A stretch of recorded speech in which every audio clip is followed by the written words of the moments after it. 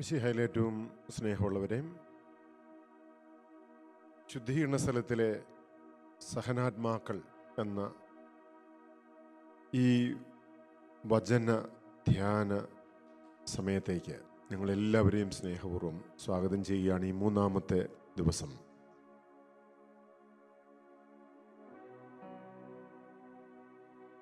നമുക്ക് ഇന്നത്തെ ദിവസം കർത്താവിൻ്റെ പരിശുദ്ധാത്മാവ്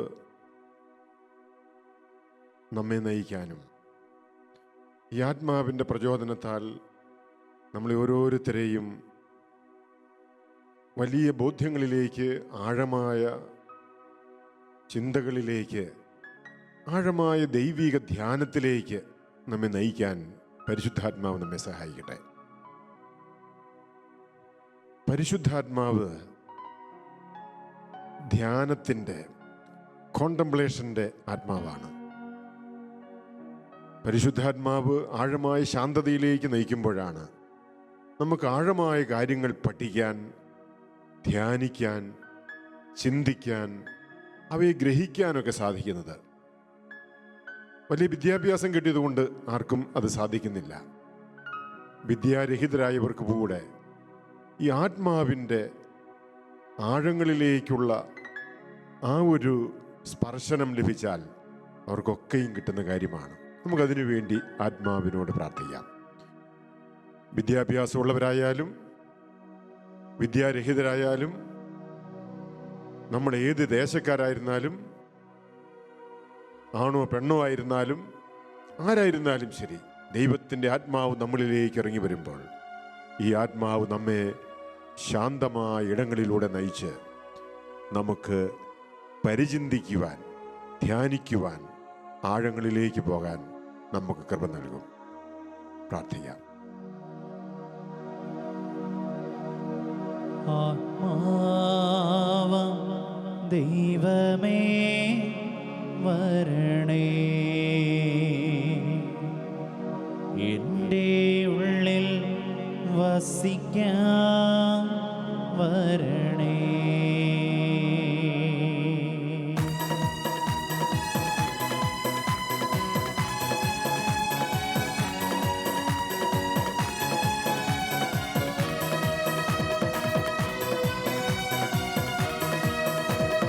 ആത്മാവാം ദൈവമേ വരണേ, എൻ്റെ ഉള്ളിൽ വസിക്കാൻ വരണേ. ആത്മാവാം ദൈവമേ വരണേ, എൻ്റെ ഉള്ളിൽ വസിക്കാൻ വരണേ. ദാഹിച്ചു നിന്നെ ഞാൻ തേടുന്നു, സ്വർഗം തുറന്നിറങ്ങി നീ വരണേ. ദാഹിച്ചു നിന്നെ ഞാൻ തേടുന്നു, സ്വർഗം തുറന്നിറങ്ങി നീ വരണേ. ആത്മാവാം ദൈവമേ വരണേ, എൻ്റെ ഉള്ളിൽ വസിക്കാൻ വരണേ. ആത്മാവാം ദൈവമേ വരണേ, എൻ്റെ ഉള്ളിൽ വസിക്കാൻ വരണേ. ദാഹിച്ചു നിന്നെ ഞാൻ തേടുന്നു, സ്വർഗം തുറന്നിറങ്ങി നീ വരണേ. ദാഹിച്ചു നിന്നെ ഞാൻ തേടുന്നു, സ്വർഗം തുറന്നിറങ്ങി നീ വരണേ. ആത്മാവാം ദൈവമേ വരണേ, എൻ്റെ ഉള്ളിൽ വസിക്കാൻ വരണേ. ആത്മാവാം ദൈവമേ വരണേ, എൻ്റെ ഉള്ളിൽ വസിക്കാൻ വരണേ. ഒറ്റ വിളി ആത്മാവേ, പരിശുദ്ധാത്മാവേ, ആത്മാവേ, ആത്മാവേ, ആത്മാവേ, ആത്മാവേ. Hallelujah, hallelujah, hallelujah, hallelujah, hallelujah, hallelujah, hallelujah, hallelujah, hallelujah. ആരാധന, ആരാധന, ആരാധന, ആരാധന, ആരാധന. ഉള്ളിൽ വസിക്കുന്ന ആത്മാവ് നമ്മെ എല്ലാം പഠിപ്പിക്കും. പരിശുദ്ധാത്മാവ് വരുമ്പോൾ അവൻ നിങ്ങളെ എല്ലാം പഠിപ്പിക്കുമെന്ന്, ഞാൻ പറഞ്ഞവയെല്ലാം നിങ്ങളെ ഓർമ്മിപ്പിക്കുമെന്ന് ഈശോയുടെ വാക്കുകൾ അന്വർത്ഥമാകുന്നു. ആത്മാവേ വരണമേ, ഞങ്ങൾക്കുള്ളിൽ വന്ന് ഞങ്ങളെ പഠിപ്പിക്കണമേ. ദൈവത്താൽ പഠിപ്പിക്കപ്പെട്ടവരാകുമെന്ന വചനം ഞങ്ങളിൽ അന്വർത്ഥമാക്കുവാൻ അവിടുന്ന് തന്നെ വരണമേ. രക്തത്താൽ അഭിഷേകം ചെയ്യണേ, അഗ്നിയാൽ പരിശുദ്ധി നൽകണേ. തിരുരക്തത്താൽ അഭിഷേകം ചെയ്യണേ, അഗ്നിയാൽ പരിശുദ്ധി നൽകണേ. ആത്മാവം ദൈവമേ വരണേ, എൻ്റെ എൻ്റെ ഉള്ളിൽ വസിക്കാൻ വരണേ. ആത്മാവാം ദൈവമേ വരണേ, എൻ്റെ ഉള്ളിൽ വസിക്കാൻ വരണേ. ആത്മാവാം ദൈവമേ വരണേ, എൻ്റെ ഉള്ളിൽ വസിക്കാൻ വരണേ. ആത്മാവാം ദൈവമേ വരണേ, എൻ്റെ ഉള്ളിൽ വസിക്കാൻ വരണേ.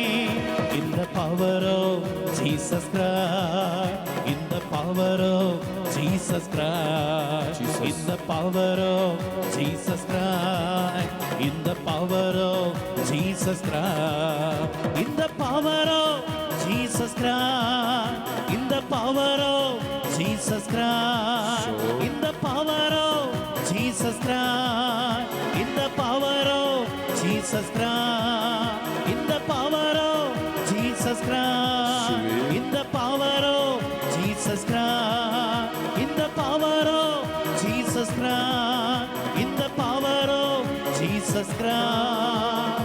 ഇരു കരങ്ങൾ ഉയർത്തി വിളിക്കുന്നു, യേശുവേ യേശുവേ, ഹല്ലേലൂയ ഹല്ലേലൂയ ഹല്ലേലൂയ. അത്ഭുതങ്ങളുടെ ദൈവമേ, ഹല്ലേലൂയ ഹല്ലേലൂയ ഹല്ലേലൂയ ഹല്ലേലൂയ അഭിഷേകം ചെയ്യണമേ. ഹല്ലേലൂയ ഹല്ലേലൂയ യേശുവേ യേശുവേ യേശുവേ യേശുവേ. ആരാധന ആരാധന ആരാധന ആരാധന. ഹല്ലേലൂയ ഹല്ലേലൂയ ഹല്ലേലൂയ യേശുവേ യേശുവേ യേശുവേ. ആരാധന ആരാധന ആരാധന ആരാധന യേശുവേ. ആത്മാവാം ദൈവമേ വരണേ. അശുദ്ധികളെ എല്ലാം എരിയിക്കുന്ന ആത്മാവേ, ഞങ്ങളിലേക്ക് വരണമേ. എൻ്റെ ഉള്ളിൽ വസിക്കാൻ വരണേ.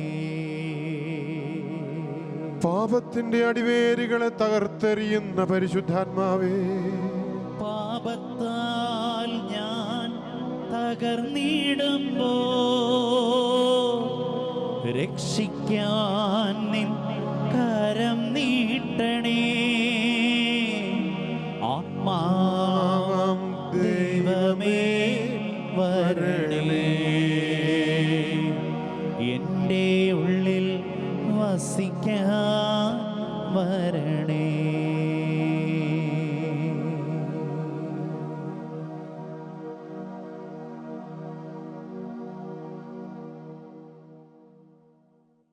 മിശിഹായിൽ ഏറ്റവും സ്നേഹമുള്ളവരെ,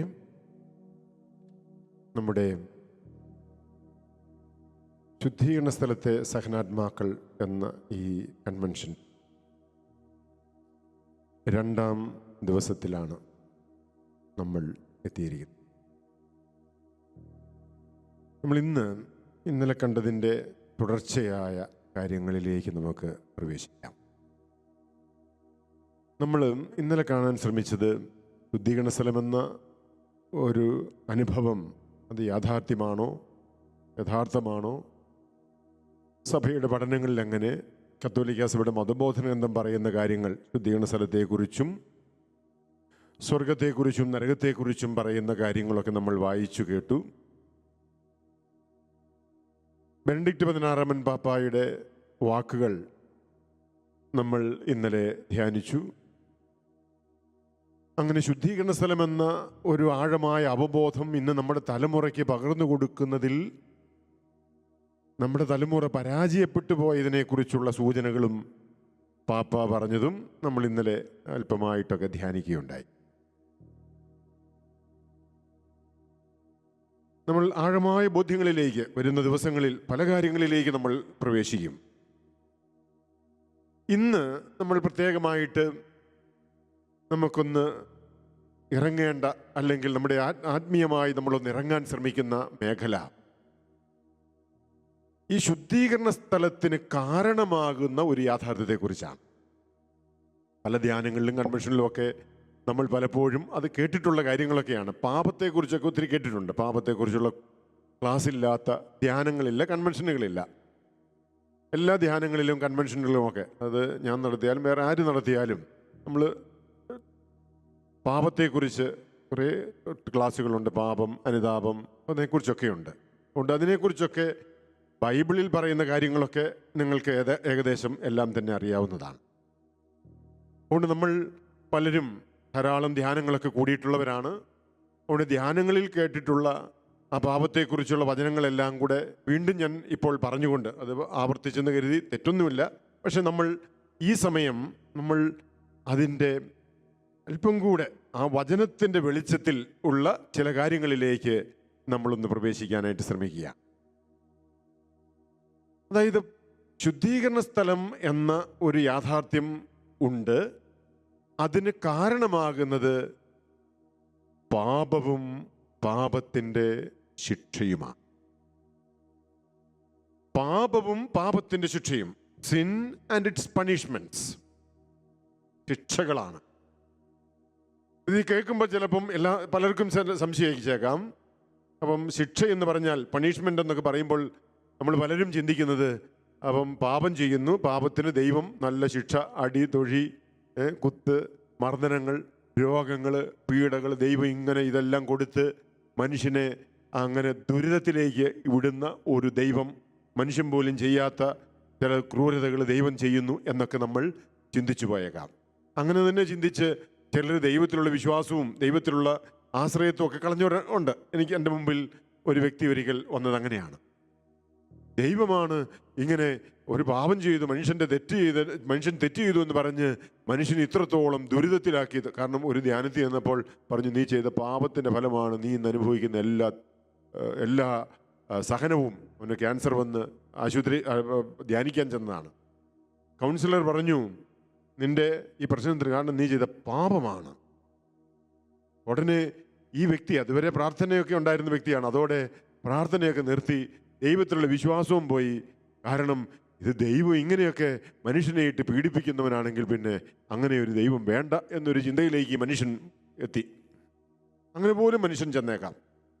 അപ്പം ഇവിടെ നമ്മൾ വ്യക്തമായി ചിന്തിക്കേണ്ട ഒരു കാര്യം, വ്യക്തമായി അറിഞ്ഞിരിക്കേണ്ട കാര്യം, ദൈവം ഒരിക്കലും ഒരു പാപിയെ പാപം ചെയ്തതിൻ്റെ വെളിച്ചത്തിൽ അവനെ ശിക്ഷിക്കുകയും അവന് രോഗം കൊടുക്കുകയും ആ രോഗത്തിലൂടെയും അല്ലെങ്കിൽ സഹനങ്ങൾ, തകർച്ചകളെല്ലാം ദൈവം ഇങ്ങനെ വാരി വിതറിക്കൊണ്ടിരിക്കുന്നു, അങ്ങനെ അവനെ മാനസാന്തരത്തിലേക്ക് നയിക്കാൻ വേണ്ടി എന്നൊന്നും ആരും പഠിപ്പിക്കരുത്. അങ്ങനെയല്ല, അതല്ല ശരി. പിന്നെയോ പാപത്തിന് പരിണിത ഫലങ്ങളുണ്ട്. അപ്പം ഇവിടെ നമ്മൾ ധ്യാനിക്കേണ്ട, ചിന്തിക്കേണ്ട, അത് യഥാർത്ഥമായി മനസ്സിലാക്കേണ്ട, അത് കത്തോലിക്കാ സഭയുടെ മതബോധ ഗ്രന്ഥമൊക്കെ പഠിപ്പിക്കുന്നതനുസരിച്ച് ബൈബിളിൻ്റെയൊക്കെ വെളിച്ചത്തിൽ നമ്മൾ മനസ്സിലാക്കേണ്ട കാര്യം, പാപം രണ്ട് വിധത്തിലുണ്ട്. നമുക്കറിയാം, പൊതുവായി പറയുമ്പോൾ പാപം എന്ന് പറയുന്നത് ഒന്ന് ഉത്ഭവപാപം അല്ലെങ്കിൽ ജന്മപാപം എന്ന് പറയുന്ന ഒന്ന്, ഒറിജിനൽ സിൻ എന്ന് ഇംഗ്ലീഷിൽ വിളിക്കും. രണ്ടാമത്തത് ആക്ച്വൽ സിൻ അല്ലെങ്കിൽ കർമ്മപാപം എന്ന് നമ്മൾ വിളിക്കുന്ന ഒന്നാണ്. അപ്പം original sin and actual sin, ജന്മപാപം അല്ലെങ്കിൽ ഉത്ഭവപാപവും കർമ്മപാപവും. ഉത്ഭവപാപം എന്ന് പറയുന്നത് തലമുറയായി നമ്മളിലേക്ക് കൈമാറി വന്നിട്ടുള്ള പാപത്തിൻ്റെ ഒരു സ്വാധീനത്തെക്കുറിച്ചാണ് ഇത് പറയുന്നത്. അത് മാറുന്നത്, അതിനെ നീക്കിക്കളയാനായിട്ട് മാമോദീസ എന്ന കൂദാശയാണ് പര്യാപ്തമായിട്ടുള്ളത്. ഇനി കർമ്മപാപം എന്നത് മനുഷ്യൻ ചെയ്യുന്ന, ബോധപൂർവം ചെയ്യുന്ന പാപമാണ് കർമ്മപാപം. അപ്പം ഒരു വ്യക്തി മാമോദീസ സ്വീകരിക്കുമ്പോൾ ആ മാമോദീസ സ്വീകരിക്കുന്ന ആ വ്യക്തിയിൽ നിന്ന് ആ വ്യക്തിയിൽ നിന്ന് ജന്മപാപം അല്ലെങ്കിൽ ഉത്ഭവപാപവും കർമ്മപാപവും ഈ രണ്ടും നീക്കം ചെയ്യപ്പെടുകയാണ്. അതുവരെ അവൻ ചെയ്ത എല്ലാ പാപങ്ങളും ഇനി കുമ്പസാരിക്കേണ്ട കാര്യം പോലും ഇല്ല. ആ വ്യക്തിയുടെ മാമോദിസായ്ക്ക് ശേഷമുള്ള പാപങ്ങൾ മാത്രം പിന്നീട് കുമ്പസാരിച്ചാൽ മതി. ആ മാമോദിസ യഥാർത്ഥത്തിൽ യേശുവിനെ സ്വീകരിക്കുന്ന, യേശുവിനെ തൻ്റെ ജീവിതത്തിൻ്റെ രക്ഷിതാവും നാഥനുമായി സ്വീകരിക്കുന്ന ആ ഒരു കൂദാശയിലൂടെ ആ വ്യക്തിയിൽ നിന്ന് എല്ലാ ഉത്ഭവപാപത്തിൻ്റെയും കർമ്മപാപത്തിൻ്റെയും എല്ലാ മേഖലകളും അവിടെ ക്ഷമിക്കപ്പെടുകയാണ്. പൂർണ്ണമായും ക്ഷമിക്കപ്പെടുന്ന അനുഭവമാണ് മാമോദീസ എന്ന കൂദാശയിൽ സംഭവിക്കുന്നത്. ഒരു വ്യക്തി 50-ാം വയസ്സിലാണ് മാമോദീസ സ്വീകരിച്ചെന്ന് കരുതുക. അങ്ങനെയെങ്കിൽ ഈ 50-ാം വയസ്സിൽ അദ്ദേഹത്തിൻ്റെ ജന്മപാപവും അതുവരെ അദ്ദേഹം ചെയ്തിട്ടുള്ള സകല കർമ്മപാപങ്ങളും, കർമ്മപാപം തന്നെ രണ്ട് വിധത്തിലുണ്ട്, ഒന്ന് ലഘുപാപം, രണ്ട് മാരകപാപം, അവയും അവിടെ പൂർണ്ണമായി ക്ഷമിക്കപ്പെടുന്നു, നീക്കം ചെയ്യപ്പെടുന്നു. അത് പൂർണ്ണമായും നീക്കപ്പെടുന്ന കൂദാശയാണ് മാമോദിസ. അതുകൊണ്ട് ഈ മാമോദിസ എന്ന കൂദാശ വളരെ അതിശക്തമായ ആത്മീയ ഫലങ്ങൾ നമ്മുടെ ആത്മാവിലേക്ക് നൽകുന്ന ഒരു കൂദാശ തന്നെയാണ്. സാക്രമെന്റ്സ് ഓഫ് ഇനീസിയേഷൻ എന്ന് പറയുന്ന കൂദാശകളിലെ ഈ മാമോദിസ എന്ന കൂദാശ. അപ്പം അതുകൊണ്ട് ഈ മാമോദിസ വഴിയായി ഒരു വ്യക്തിക്ക് രണ്ടും നീക്കപ്പെടുന്നു. അപ്പം മാമോദിസയ്ക്ക് ശേഷം ഒരു വ്യക്തി ചെയ്യുന്ന പാപങ്ങൾ പിന്നെ ഉള്ളത് ഈ ആക്ച്വൽ സിന്നാണ്, കർമ്മപാപമാണ്. കർമ്മപാപം രണ്ട് വിധത്തിലുണ്ട്. ഏതൊക്കെയാണത്? ഒന്ന് ലഘുപാപം, വീനിയൽ സിൻസ് എന്ന് ഇംഗ്ലീഷിൽ വിളിക്കും. രണ്ട് മാരകപാപം എന്ന് വിളിക്കുന്നു, എന്താണ്, മോർട്ടൽ സിൻ എന്ന് ഇംഗ്ലീഷിൽ വിളിക്കും. അപ്പം ഈ മാരകപാപം അതുപോലെ തന്നെ ലഘുപാപം, ഇത് പാപത്തിൻ്റെ ഗൗരവമനുസരിച്ച് അല്ലെങ്കിൽ അതിനെ മാരകമായ പാപത്തെ അത് ആക്കുന്നത് കത്തോലിക്ക സഭയുടെ മതബോധന ഗ്രന്ഥം പഠിപ്പിക്കുന്നത് 3 കാര്യങ്ങളിലൂടെയാണ്. ഒന്ന്, അതായത് ദൈവകൽപ്പനകളുടെ ഗൗരവമായ ലംഘനമാണ് ഈ പറയുന്ന പാപമെന്ന് പറയുന്നത്. അതിൽ 3 കാര്യങ്ങളുണ്ടാകണം. ഒന്ന്, അത് ഗൗരവമായ ഒരു കാര്യമായിരിക്കണം. It should be a grave matter. രണ്ടാമത്തത്, അത് കംപ്ലീറ്റ് ആയിട്ടുള്ള മനസ്സോടെ, കംപ്ലീറ്റ് കൺസെൻറ്റ്, മനസ്സോടെ ചെയ്ത ഒരു കാര്യമായിരിക്കണം. മൂന്നാമത്തത് ഫുൾ നോളജ് ഉണ്ടാകണം, അറിവോടെ ചെയ്ത കാര്യമായിരിക്കണം. ഈ 3 കാര്യങ്ങൾ, അതായത് ഗൗരവമായ ഒരു കാര്യം, പൂർണ്ണ സമ്മതത്തോടെ ചെയ്ത കാര്യം, അതുപോലെ തന്നെ പൂർണ്ണമായ അറിവോടെ ചെയ്ത ഒരു കാര്യം, അത് 3ഉം കൂടെ ഒന്നിക്കുന്ന ഒരു കാര്യമാണ് മാരകമായ പാപം എന്ന് പറയുന്നത്. അതിലേതെങ്കിലും ഒന്ന് കുറഞ്ഞാൽ, ഒന്നില്ലെങ്കിൽ അത് മാരകപാപം ആകുന്നില്ല, ലഘുപാപമായി മാറും. ഇപ്പം ഗൗരവമേറിയ ഒരു കാര്യമല്ല, പൂർണ്ണമായ അറിവോടും പൂർണ്ണമായ സമ്മതത്തോടും കൂടിയാണ് ചെയ്തെങ്കിൽ അത് ലഘുപാപമായി. ഇനി അതല്ല, ഗൗരവമേറിയ കാര്യമാണ് എങ്കിലും അത് പൂർണ്ണമായ അറിവില്ലാതെയാണ് ചെയ്തത് എങ്കിൽ അത് സമ്മതത്തോടെ ചെയ്തു, പക്ഷെ അറിവില്ലാതെയാണ് ചെയ്തത്, അങ്ങനെയെങ്കിലും അത് ഗൗരവമായ അല്ലെങ്കിൽ മാരകമായ പാപമായി മാറുന്നില്ല. ഉദാഹരണത്തിന്, അബോർഷൻ ചെയ്യുന്നത് മാരകമായ പാപമാണെന്ന് അറിയില്ലായിരുന്നു, എല്ലാവരും ചെയ്യുന്നു, അപ്പം അങ്ങനെ ഞാനും ചെയ്തു, അങ്ങനെയുള്ളൊരവസ്ഥയിൽ ചെയ്തു, അറിവില്ലാതെ. യഥാർത്ഥത്തിൽ നമ്മളോട് തന്നെ വെറുതെ പറഞ്ഞാൽ പോരാ, യഥാർത്ഥത്തിൽ അറിവില്ലാതെയാണ് ചെയ്തതെങ്കിൽ അത് ആ വ്യക്തിയെ സംബന്ധിച്ച് അത് മാരകപാപമാകുന്നില്ല. വേറൊരാൾ അത് പൂർണ്ണമായി അറിഞ്ഞിട്ടാണ് ചെയ്തതെങ്കിൽ, പൂർണ്ണമായ സമ്മതത്തോടെയാണ് ചെയ്തത്, പൂർണ്ണമായ അറിവോടെയാണ് ചെയ്തതെങ്കിൽ അത് മാരകമായ പാപമായി മാറും. ഇനി ഗൗരവമേറിയ കാര്യമാണ്, പൂർണ്ണമായ അറിവുണ്ടായിരുന്നു പക്ഷേ പൂർണ്ണമായ സമ്മതത്തോടെ അല്ല ചെയ്തത്. ഇപ്പം ഗർഭചിത്രം തന്നെ എടുക്കുക, അബോർഷൻ ചെയ്തു, പക്ഷേ എനിക്ക് യാതൊരു താല്പര്യമില്ലായിരുന്നു, പക്ഷേ ബാക്കിയുള്ളവർ നിർബന്ധം, ഹസ്ബൻഡ് ഒത്തിരിയേറെ ഒത്തിരി നിർബന്ധിച്ച് കൊണ്ടുപോയി അബോർഷൻ ചെയ്യുകയാണ് ചെയ്തത്. അത് പൂർണ്ണമായ സമ്മതത്തോടെ അല്ല, നിർബന്ധിതയായിട്ടാണ്. അങ്ങനെയെങ്കിൽ അതും ആ ഭാര്യയെ സംബന്ധിച്ച്, അങ്ങനെയുള്ളൊരു ഭാര്യയാണെങ്കിൽ ആ ഭാര്യയെ സംബന്ധിച്ച് ചിലപ്പോൾ അത് ഗൗരവമായ അല്ലെങ്കിൽ മാരകമായ പാപമായിരിക്കില്ല. ഭർത്താവിനെ സംബന്ധിച്ച് അതേ ആക്ട്, അതേ പാപത്തിൻ്റെ പ്രവൃത്തി അത് മാരകപാപമാവും. അപ്പം ഒരേ കാര്യം, ആ കാര്യത്തിൽ ഇടപെട്ട പലർക്കും അത് പല പാപമായിരിക്കാം. ഒരാൾക്കത് മാരകപാപമാകാം, വേറൊരാൾക്കത് ലഘുപാപമാകാം. കാരണം അതിനെ ആസ്പദമാക്കിയാണ്, അതിൻ്റെ പാപത്തിൻ്റെ കുറിച്ചുള്ള അറിവ്, അത് പാപം ചെയ്ത വ്യക്തിയുടെ സമ്മതം, ഇതിനെ ആസ്പദമാക്കിയാണ് ഗൗരവമേറിയ ഒരു കാര്യം തന്നെ മാരകപാപമോ ലഘുപാപമോ ആയി മാറുന്നത്. കൊലപാതകം അത് മാരകപാപമാണ്, ദൈവകൽപ്പനയുടെ നേരിട്ടുള്ള ലംഘനമാണ് അത് കൊലപാതകം എന്ന് പറയുന്നത്. ഒരാൾ വേറൊരാളുടെ ജീവനെ ഹനിച്ചാൽ അത് മാരകപാപമാണ്. എന്നാൽ ഒരു വ്യക്തി വനത്തിൽ നായാട്ടിന് പോയതാണ്, നായാട്ടിന് തോക്കൊക്കെ ആയിട്ട് നായാട്ടിന് പോയി, അവിടെ ചെന്ന് എങ്ങനെ കുറ്റിക്കാട്ടിൽ എന്തോ അനക്കം കേട്ട് തോക്ക് എടുത്ത് നിറയൊഴിച്ചു, വെടിവെച്ച് അത് ഏതോ കാട്ടുമൃഗമാണെന്ന് കരുതി. ഇത് ഇന്ത്യയിൽ അനുവദിച്ചിട്ടുള്ള കാര്യമൊന്നുമല്ല കേട്ടോ, ഞാനൊരു ഉദാഹരണം പറയുന്നത് മാത്രമേ ഉള്ളൂ. വെടിവെച്ചു, അടുത്ത് ചെന്ന് നോക്കിയപ്പോഴാണ് മനസ്സിലാകുന്നത് അതൊരു മനുഷ്യനായിരുന്നു. അതിനു മുമ്പ് ആ വഴി പോയ ഏതോ വ്യക്തി കുറ്റിക്കാട്ടിൽ അവിടെ എങ്ങനെയോ തലകറങ്ങി അവിടെ വീണ് ഞരക്കവും മുള്ളിലുമായിട്ട് കിടന്നിരുന്ന മൃഗമാണെന്ന് കരുതി, അത് മനുഷ്യനെ കൊല്ലാൻ വേണ്ടി ഒന്നും ചെയ്തതല്ല, മൃഗമാണെന്ന് കരുതി വെടിവെച്ചതാ.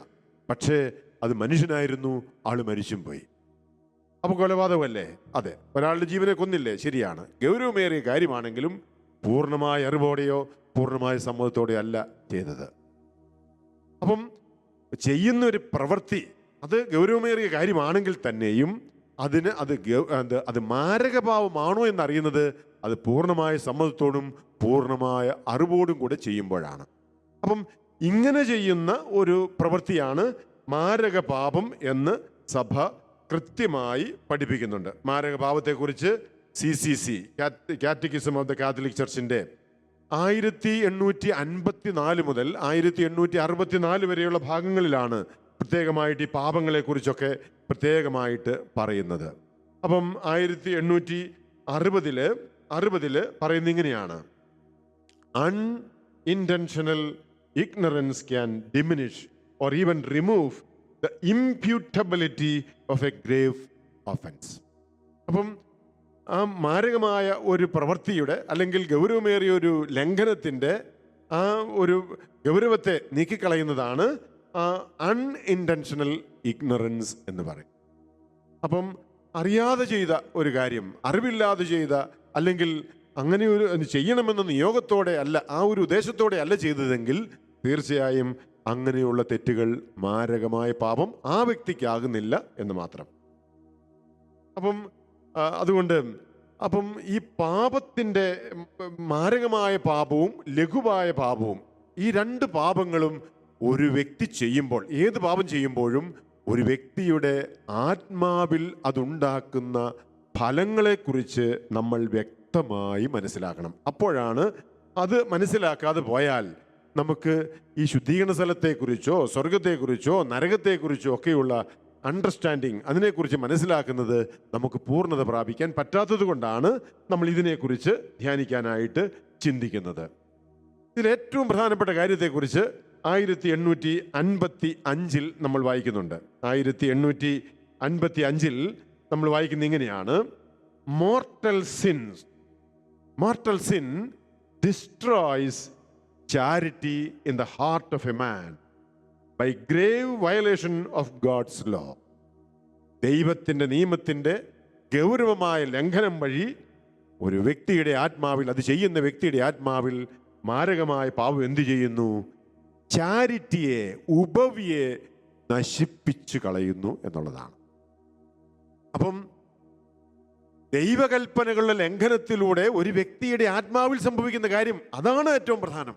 അതാണ് ഇവിടെ സഭയും ബൈബിളും ഒക്കെ പഠിപ്പിക്കുന്ന ഏറ്റവും പ്രധാനപ്പെട്ട കാര്യം. ഇതൊക്കെ പലപ്പോഴും മറന്നിട്ട് ചിലർ വചനവും പ്രഘോഷിക്കുമ്പോഴും ഈ വേറെ ഭൗതികമായ നഷ്ടങ്ങളെക്കുറിച്ചാണ് പറയുന്നത്. അതല്ല, അതിനേക്കാളേറെ പാപത്തിൻ്റെ ഏറ്റവും പ്രധാനപ്പെട്ട പാപമുണ്ടാക്കുന്ന നാശമെന്ന് പറയുന്നത് it destroys charity in the soul of a person, the soul of the person who commits mortal sin എന്നുള്ളതാണ്. മാരകമായ പാപം ചെയ്യുന്ന വ്യക്തിയുടെ ആത്മാവിൽ ഈ ചാരിറ്റി എന്ന് പറയുന്നത്, ഉപവി എന്ന് പറയുന്നത് പൂർണ്ണമായിട്ടും നശിപ്പിക്കപ്പെടുകയാണ്. എന്നാൽ ലഘുപാപം ചെയ്യുമ്പോഴോ അതിനെക്കുറിച്ച് 1500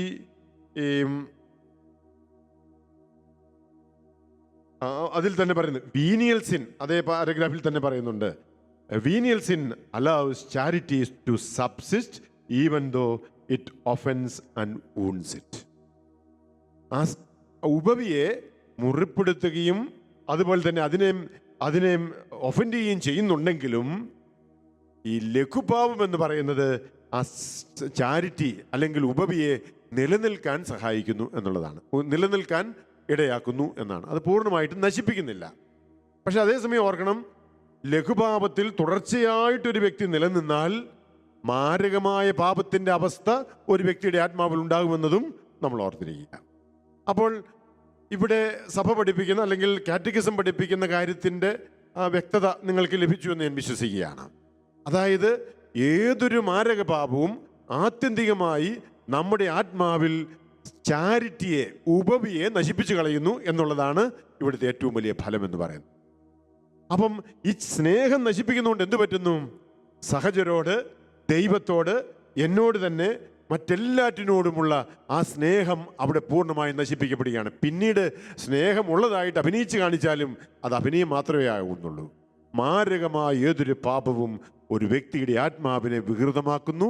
ആ വ്യക്തിയുടെ ആത്മാവിനെ ദൈവം തൻ്റെ ഛായയിലും സാദൃശ്യത്തിലും സൃഷ്ടിച്ച ആത്മാവ് അത് വികൃതമായി പോകുന്നു, അത് സ്നേഹരഹിതമായി പോകുന്നു, സ്നേഹം പൂർണ്ണമായി നശിപ്പിക്കപ്പെട്ട അവസ്ഥയിലാകുന്നു.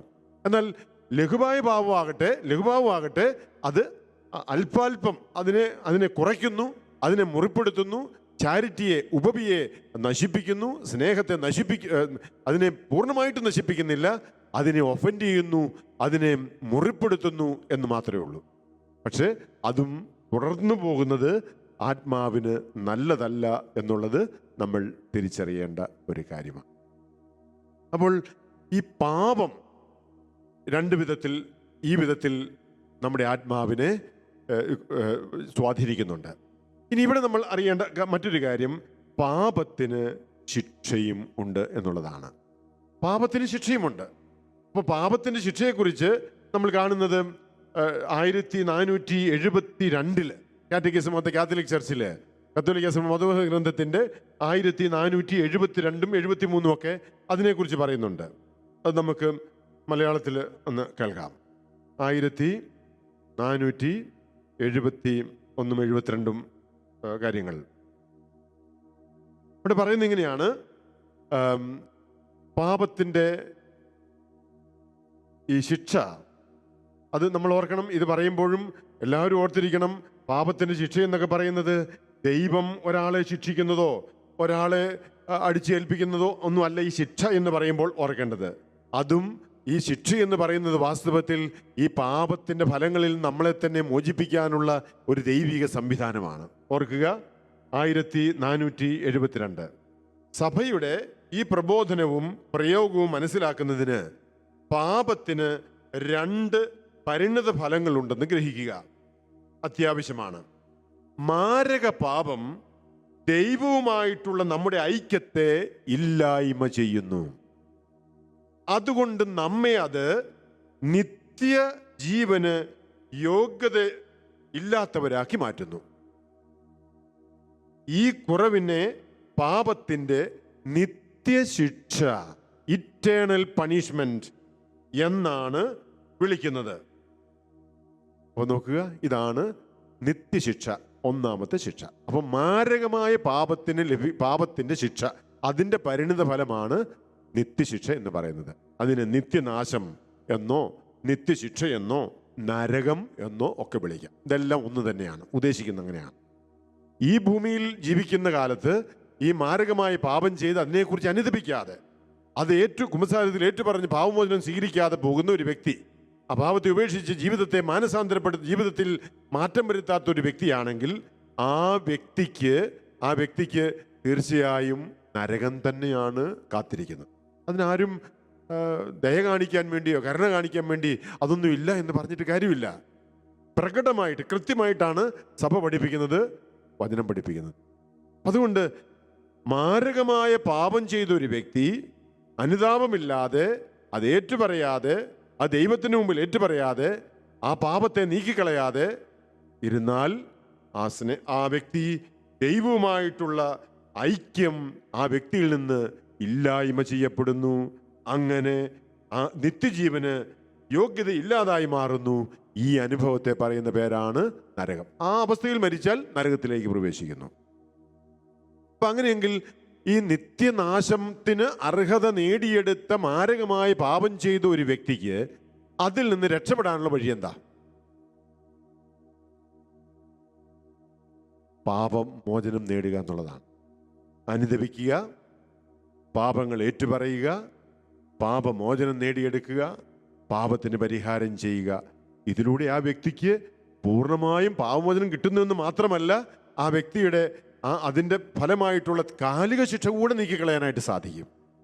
അപ്പോൾ ഈ നിത്യശിക്ഷ എന്ന് പറയുന്ന, അല്ലെങ്കിൽ ഈ നരകത്തിന് അർഹമായി തീർന്നേക്കാവുന്ന ഒരു വ്യക്തി, ആ വ്യക്തിക്ക് അതിൽ നിന്ന് കരകയറാനായിട്ട് അനുദപിച്ച് പാപമോചനം സ്വീകരിച്ചാൽ മാത്രം മതി. അപ്പം പലപ്പോഴും കുമ്പസാരം എന്ന കൂദാശയിലൂടെ നടക്കുന്നൊരു കാര്യം സാധാരണ ക്രിസ്ത്യാനികളൊക്കെ ചെയ്യുന്നത് അതോടെ എല്ലാം തീർന്നു എന്നാണ്. ഒരു മാരകമായി പാപം ചെയ്തൊരു വ്യക്തിയാണെങ്കിൽ ആ മാരകമായ പാപം ചെയ്തു, അതിനെക്കുറിച്ച് അനുദപിച്ചു, കുമ്പസാരത്തിൽ ഏറ്റുപറഞ്ഞു, ചിലർ നേരെ പറയുന്നവരുണ്ട്, അതിനെക്കുറിച്ച് ഞാൻ ഇപ്പം പറയുന്നില്ല. നേരെ പറയുന്നവരുണ്ട്. എന്തായാലും അവർ അനുദപിച്ചെന്ന് കരുതുക. അനുദപിച്ചു, ദൈവത്തോട് ഏറ്റും പറഞ്ഞു. അതോടെ എല്ലാം തീർന്നു. അപ്പം അവിടെ വൈദികൻ കൽപ്പിച്ചു ഒരു പ്രായശ്ചിത്തമുണ്ട്. അപ്പോൾ വൈദികൻ ചിലപ്പോൾ 5 സ്വർഗസ്നാപിതാവെ ചൊല്ലാൻ പറഞ്ഞു. അപ്പോൾ അത് സാക്രമെൻ്റൽ പെനൻസ് ആണ്, കൗദാശികമായ പ്രായശ്ചിത്തമാണത്.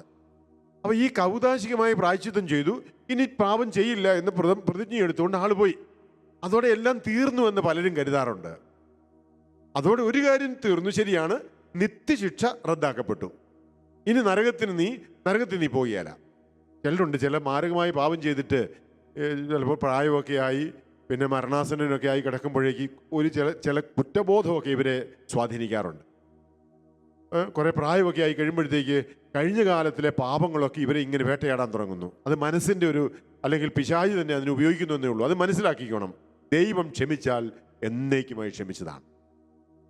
നീ ചെയ്ത ഏത് പാപമായിരുന്നാലും ശരി, അത് മാരകപാവമോ ലഘുപാവമോ എത്ര കൊടൂരമായ പാപമായിരുന്നാലും ശരി, നീ ദൈവത്തോട് ഏറ്റുപറഞ്ഞ് അനുദപിച്ച് ദൈവത്തോട് ഏറ്റുപറഞ്ഞാൽ അത് ദൈവം എന്നേക്കുമായിട്ട് ക്ഷമിച്ചതാണ്. അതൊരിക്കലും പിന്നെ ദൈവം അത് പിന്നെ പൊക്കിയെടുക്കുന്നുമില്ല. ദൈവം അതിനെക്കുറിച്ച് ബോധേഡല്ല. അതിനെക്കുറിച്ച് ദൈവം ഒരിക്കലും നിന്നെ കുറ്റപ്പെടുത്താനും പോകുന്നില്ല. ദൈവം അത് ക്ഷമിച്ച് കഴിഞ്ഞതാണ്. അതുകൊണ്ട് ഓർക്കണം, മാരകമായ പാപം ചെയ്യുമ്പോൾ ഉണ്ടാകുന്ന ആ ശിക്ഷ, നിത്യശിക്ഷ എന്ന് പറയുന്നത് അനുതാപത്തിലൂടെ ഏറ്റുപറച്ചിലൂടെ അത് ക്യാൻസൽ ചെയ്യപ്പെട്ട് കഴിഞ്ഞു. പിന്നെ അതിനെക്കുറിച്ച് സംശയിക്കണ്ട. അത് രണ്ടാമത് ഇനി ഒന്ന് കുമ്പസാരത്തിൽ ഏറ്റുപറയേണ്ട കാര്യമില്ല. ഇപ്പൊ ചിലരുണ്ട്, ചില പാപങ്ങൾ അത് വീണ്ടും വീണ്ടും കുമ്പസാരത്തിൽ ഏറ്റുപറയുന്നവരുണ്ട്. അതിൻ്റെ ഒരു ആവശ്യമില്ല.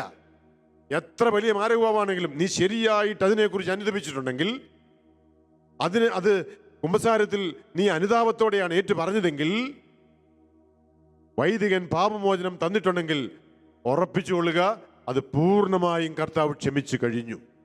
അതിനെക്കുറിച്ച് പിന്നെ സംശയിക്കേണ്ട കാര്യമില്ല. അപ്പം അങ്ങനെയെങ്കിൽ ആ നിത്യശിക്ഷ റദ്ദാക്കപ്പെട്ടു. പക്ഷെ വീണ്ടും ബാക്കി നിൽക്കുന്ന ഒന്നാണ് കാലിക ശിക്ഷ എന്ന് പറയുന്നത്. ഇതിനെക്കുറിച്ച് പലരും ചിന്തിക്കാറില്ല. എല്ലാവരും വിചാരിക്കുന്നറിയോ, പാപം കുമ്പസാരത്തിലേറ്റ് പറഞ്ഞു, പാപം മോചിക്കപ്പെട്ടു, അത് ശരിയാണ്, നരകത്തിൽ നിന്ന് ഒഴിവാക്കപ്പെടുകയും ചെയ്തു. പക്ഷേ ഇനിയും ബാക്കി നിൽക്കുന്ന ഈ കാലിക ശിക്ഷ എന്ന് പറയുന്നതിനെ കുറിച്ച് പലരും ചിന്തിക്കാറില്ല. ഇവിടെയാണ് നമ്മൾ വളരെ അവധാനതയോടെ ചിന്തിക്കേണ്ട ഒരു കാര്യം. അപ്പം നമ്മൾ ഓർക്കേണ്ട കാര്യം, പലരും ചോദിക്കുന്ന കാര്യമാണ്, അങ്ങനെയൊക്കെ ഉണ്ടോ? അതൊക്കെ ദൈവത്തിന് നീതിയാണോ? പാപം ചെയ്തു, ദൈവത്തോട് ഏറ്റു പറഞ്ഞു, പാപമൊന്നും കഴിഞ്ഞില്ല, ഇനി എല്ലാം കഴിഞ്ഞില്ലേ? നമ്മുടെ മാർപ്പാപ്പ വിശുദ്ധ ജോൺ പോൾ രണ്ടാമൻ പാപ്പ 1999 സെപ്റ്റംബർ മാസം 29 ബുധനാഴ്ച അദ്ദേഹം വത്തിക്കാൻ സ്ക്വയറിൽ വെച്ച് നടത്തിയ പൊതു അഭിമുഖത്തിൽ അദ്ദേഹം നടത്തിയ ഒരു സുന്ദരമായ പ്രസംഗമുണ്ട്. അതിൽ അദ്ദേഹം പറയുന്ന ഒരു കാര്യം അദ്ദേഹം തന്നെ എടുത്തു പറയുന്നുണ്ട്. കാലിക ശിക്ഷ, അതായത് കുമ്പസാരത്തിൽ ഏറ്റുപറഞ്ഞതിന് ശേഷവും കാലിക ശിക്ഷയും ഉണ്ട് എന്ന് പറയുന്നത് ചിലപ്പോൾ ഒരുപക്ഷെ നമുക്കൊക്കെ അത് ന്യായത്തിന് ചേർന്നതല്ല എന്ന് തോന്നിയേക്കാം എന്ന് പറഞ്ഞ് അദ്ദേഹം അതിനെക്കുറിച്ച് ദീർഘമായിട്ട് അതിനെക്കുറിച്ച് പറയുന്നുണ്ട്. എന്നിട്ട് അദ്ദേഹം പറയുന്നുണ്ട്, അത് ശരിയല്ല. ബൈബിൾ അനുസരിച്ചും തിരുവചനം അനുസരിച്ചും പഠനങ്ങൾ അനുസരിച്ചും അനുഭവങ്ങൾ അനുസരിച്ചും ബാക്കി നിൽക്കുന്ന, വീണ്ടും നിൽക്കുന്ന നിത്യശിക്ഷയിൽ നിന്ന് ഒഴിവാക്കപ്പെട്ട ഒരു വ്യക്തിയിൽ ബാക്കി നിൽക്കുന്ന ശിക്ഷയുടെ പേരാണ് കാലിക ശിക്ഷ എന്നൊക്കെ പറഞ്ഞ് പാപ്പ പഠിപ്പിക്കുന്നുണ്ട്. അത് നമുക്ക് പിന്നെ കാണാം. അപ്പോൾ ഈ മാരകമായ പാപം നമുക്ക് മനസ്സിലായെന്ന് ഞാൻ വിചാരിക്കുകയാണ്. മാരകമായ പാപം അത് നമ്മളെ നിത്യശിക്ഷയ്ക്ക് അർഹമാക്കുന്നു.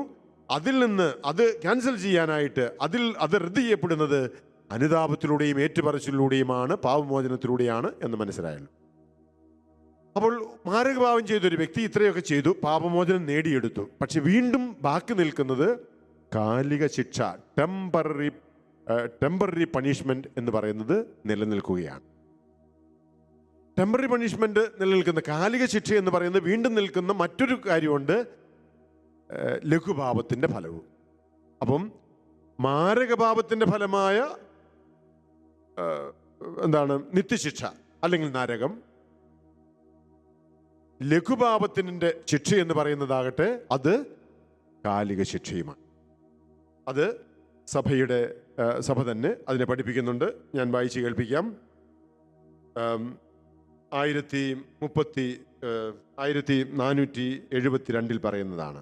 അതിലിങ്ങനെയാണ് പറയുന്നത്: അതേസമയം ഓരോ പാപവും ലഘുവായിട്ടുള്ളത് പോലും സൃഷ്ടികളോടുള്ള അനാരോഗ്യകരമായ ബന്ധം ഉൾക്കൊള്ളുന്നതാണ്. ഈ ലോകത്തിൽ വെച്ചോ മരണാനന്തരം ശുദ്ധീകരണ സ്ഥലം എന്ന് വിളിക്കപ്പെടുന്ന അവസ്ഥയിൽ വെച്ചോ അതിൽ നിന്ന് ശുദ്ധീകരിക്കപ്പെടണം. ഈ ശുദ്ധീകരണം പാപത്തിൻ്റെ കാലിക ശിക്ഷ എന്ന് വിളിക്കപ്പെടുന്ന ശിക്ഷയിൽ നിന്ന് ഒരുവനെ സ്വതന്ത്രനാക്കുന്നു. ഈ രണ്ട് ശിക്ഷകളും പാപത്തിന് പുറമേ നിന്ന് വരുന്ന ദൈവത്തിൻ്റെ ഒരു പ്രതികാരമായി ആരും സങ്കല്പിക്കരുത്. പിന്നെയോ പാപത്തിൻ്റെ സ്വഭാവത്തിൽ നിന്ന് തന്നെ ഉണ്ടാകുന്നതായി മനസ്സിലാക്കണം. കേട്ടോ, കൃത്യമായിട്ടാണ് സഭ പഠിപ്പിക്കുന്നത്. അല്ല ദൈവം ശിക്ഷിക്കുന്നോ ദൈവ ശിക്ഷ തരുന്നൊന്നും അല്ല പറയുന്നത്. അപ്പോൾ ഇത് പാപം തന്നെ നൽകുന്ന ശിക്ഷയാണ്. വീണ്ടും പറയുകയാണ്, തീഷ്ണമായ സ്നേഹത്തിൽ നിന്ന് പുറപ്പെടുന്ന മാനസാന്തരത്തിന് ഒരു ശിക്ഷയും അവശേഷിക്കാത്ത വിധം പാപിയുടെ സമ്പൂർണമായ ശുദ്ധീകരണം നേടാൻ കഴിയും. ഇതൊക്കെ ഓരോ വാക്കും ആഴങ്ങളിൽ മണിക്കൂറുകൾ ധ്യാനിക്കേണ്ട കാര്യമാണ്.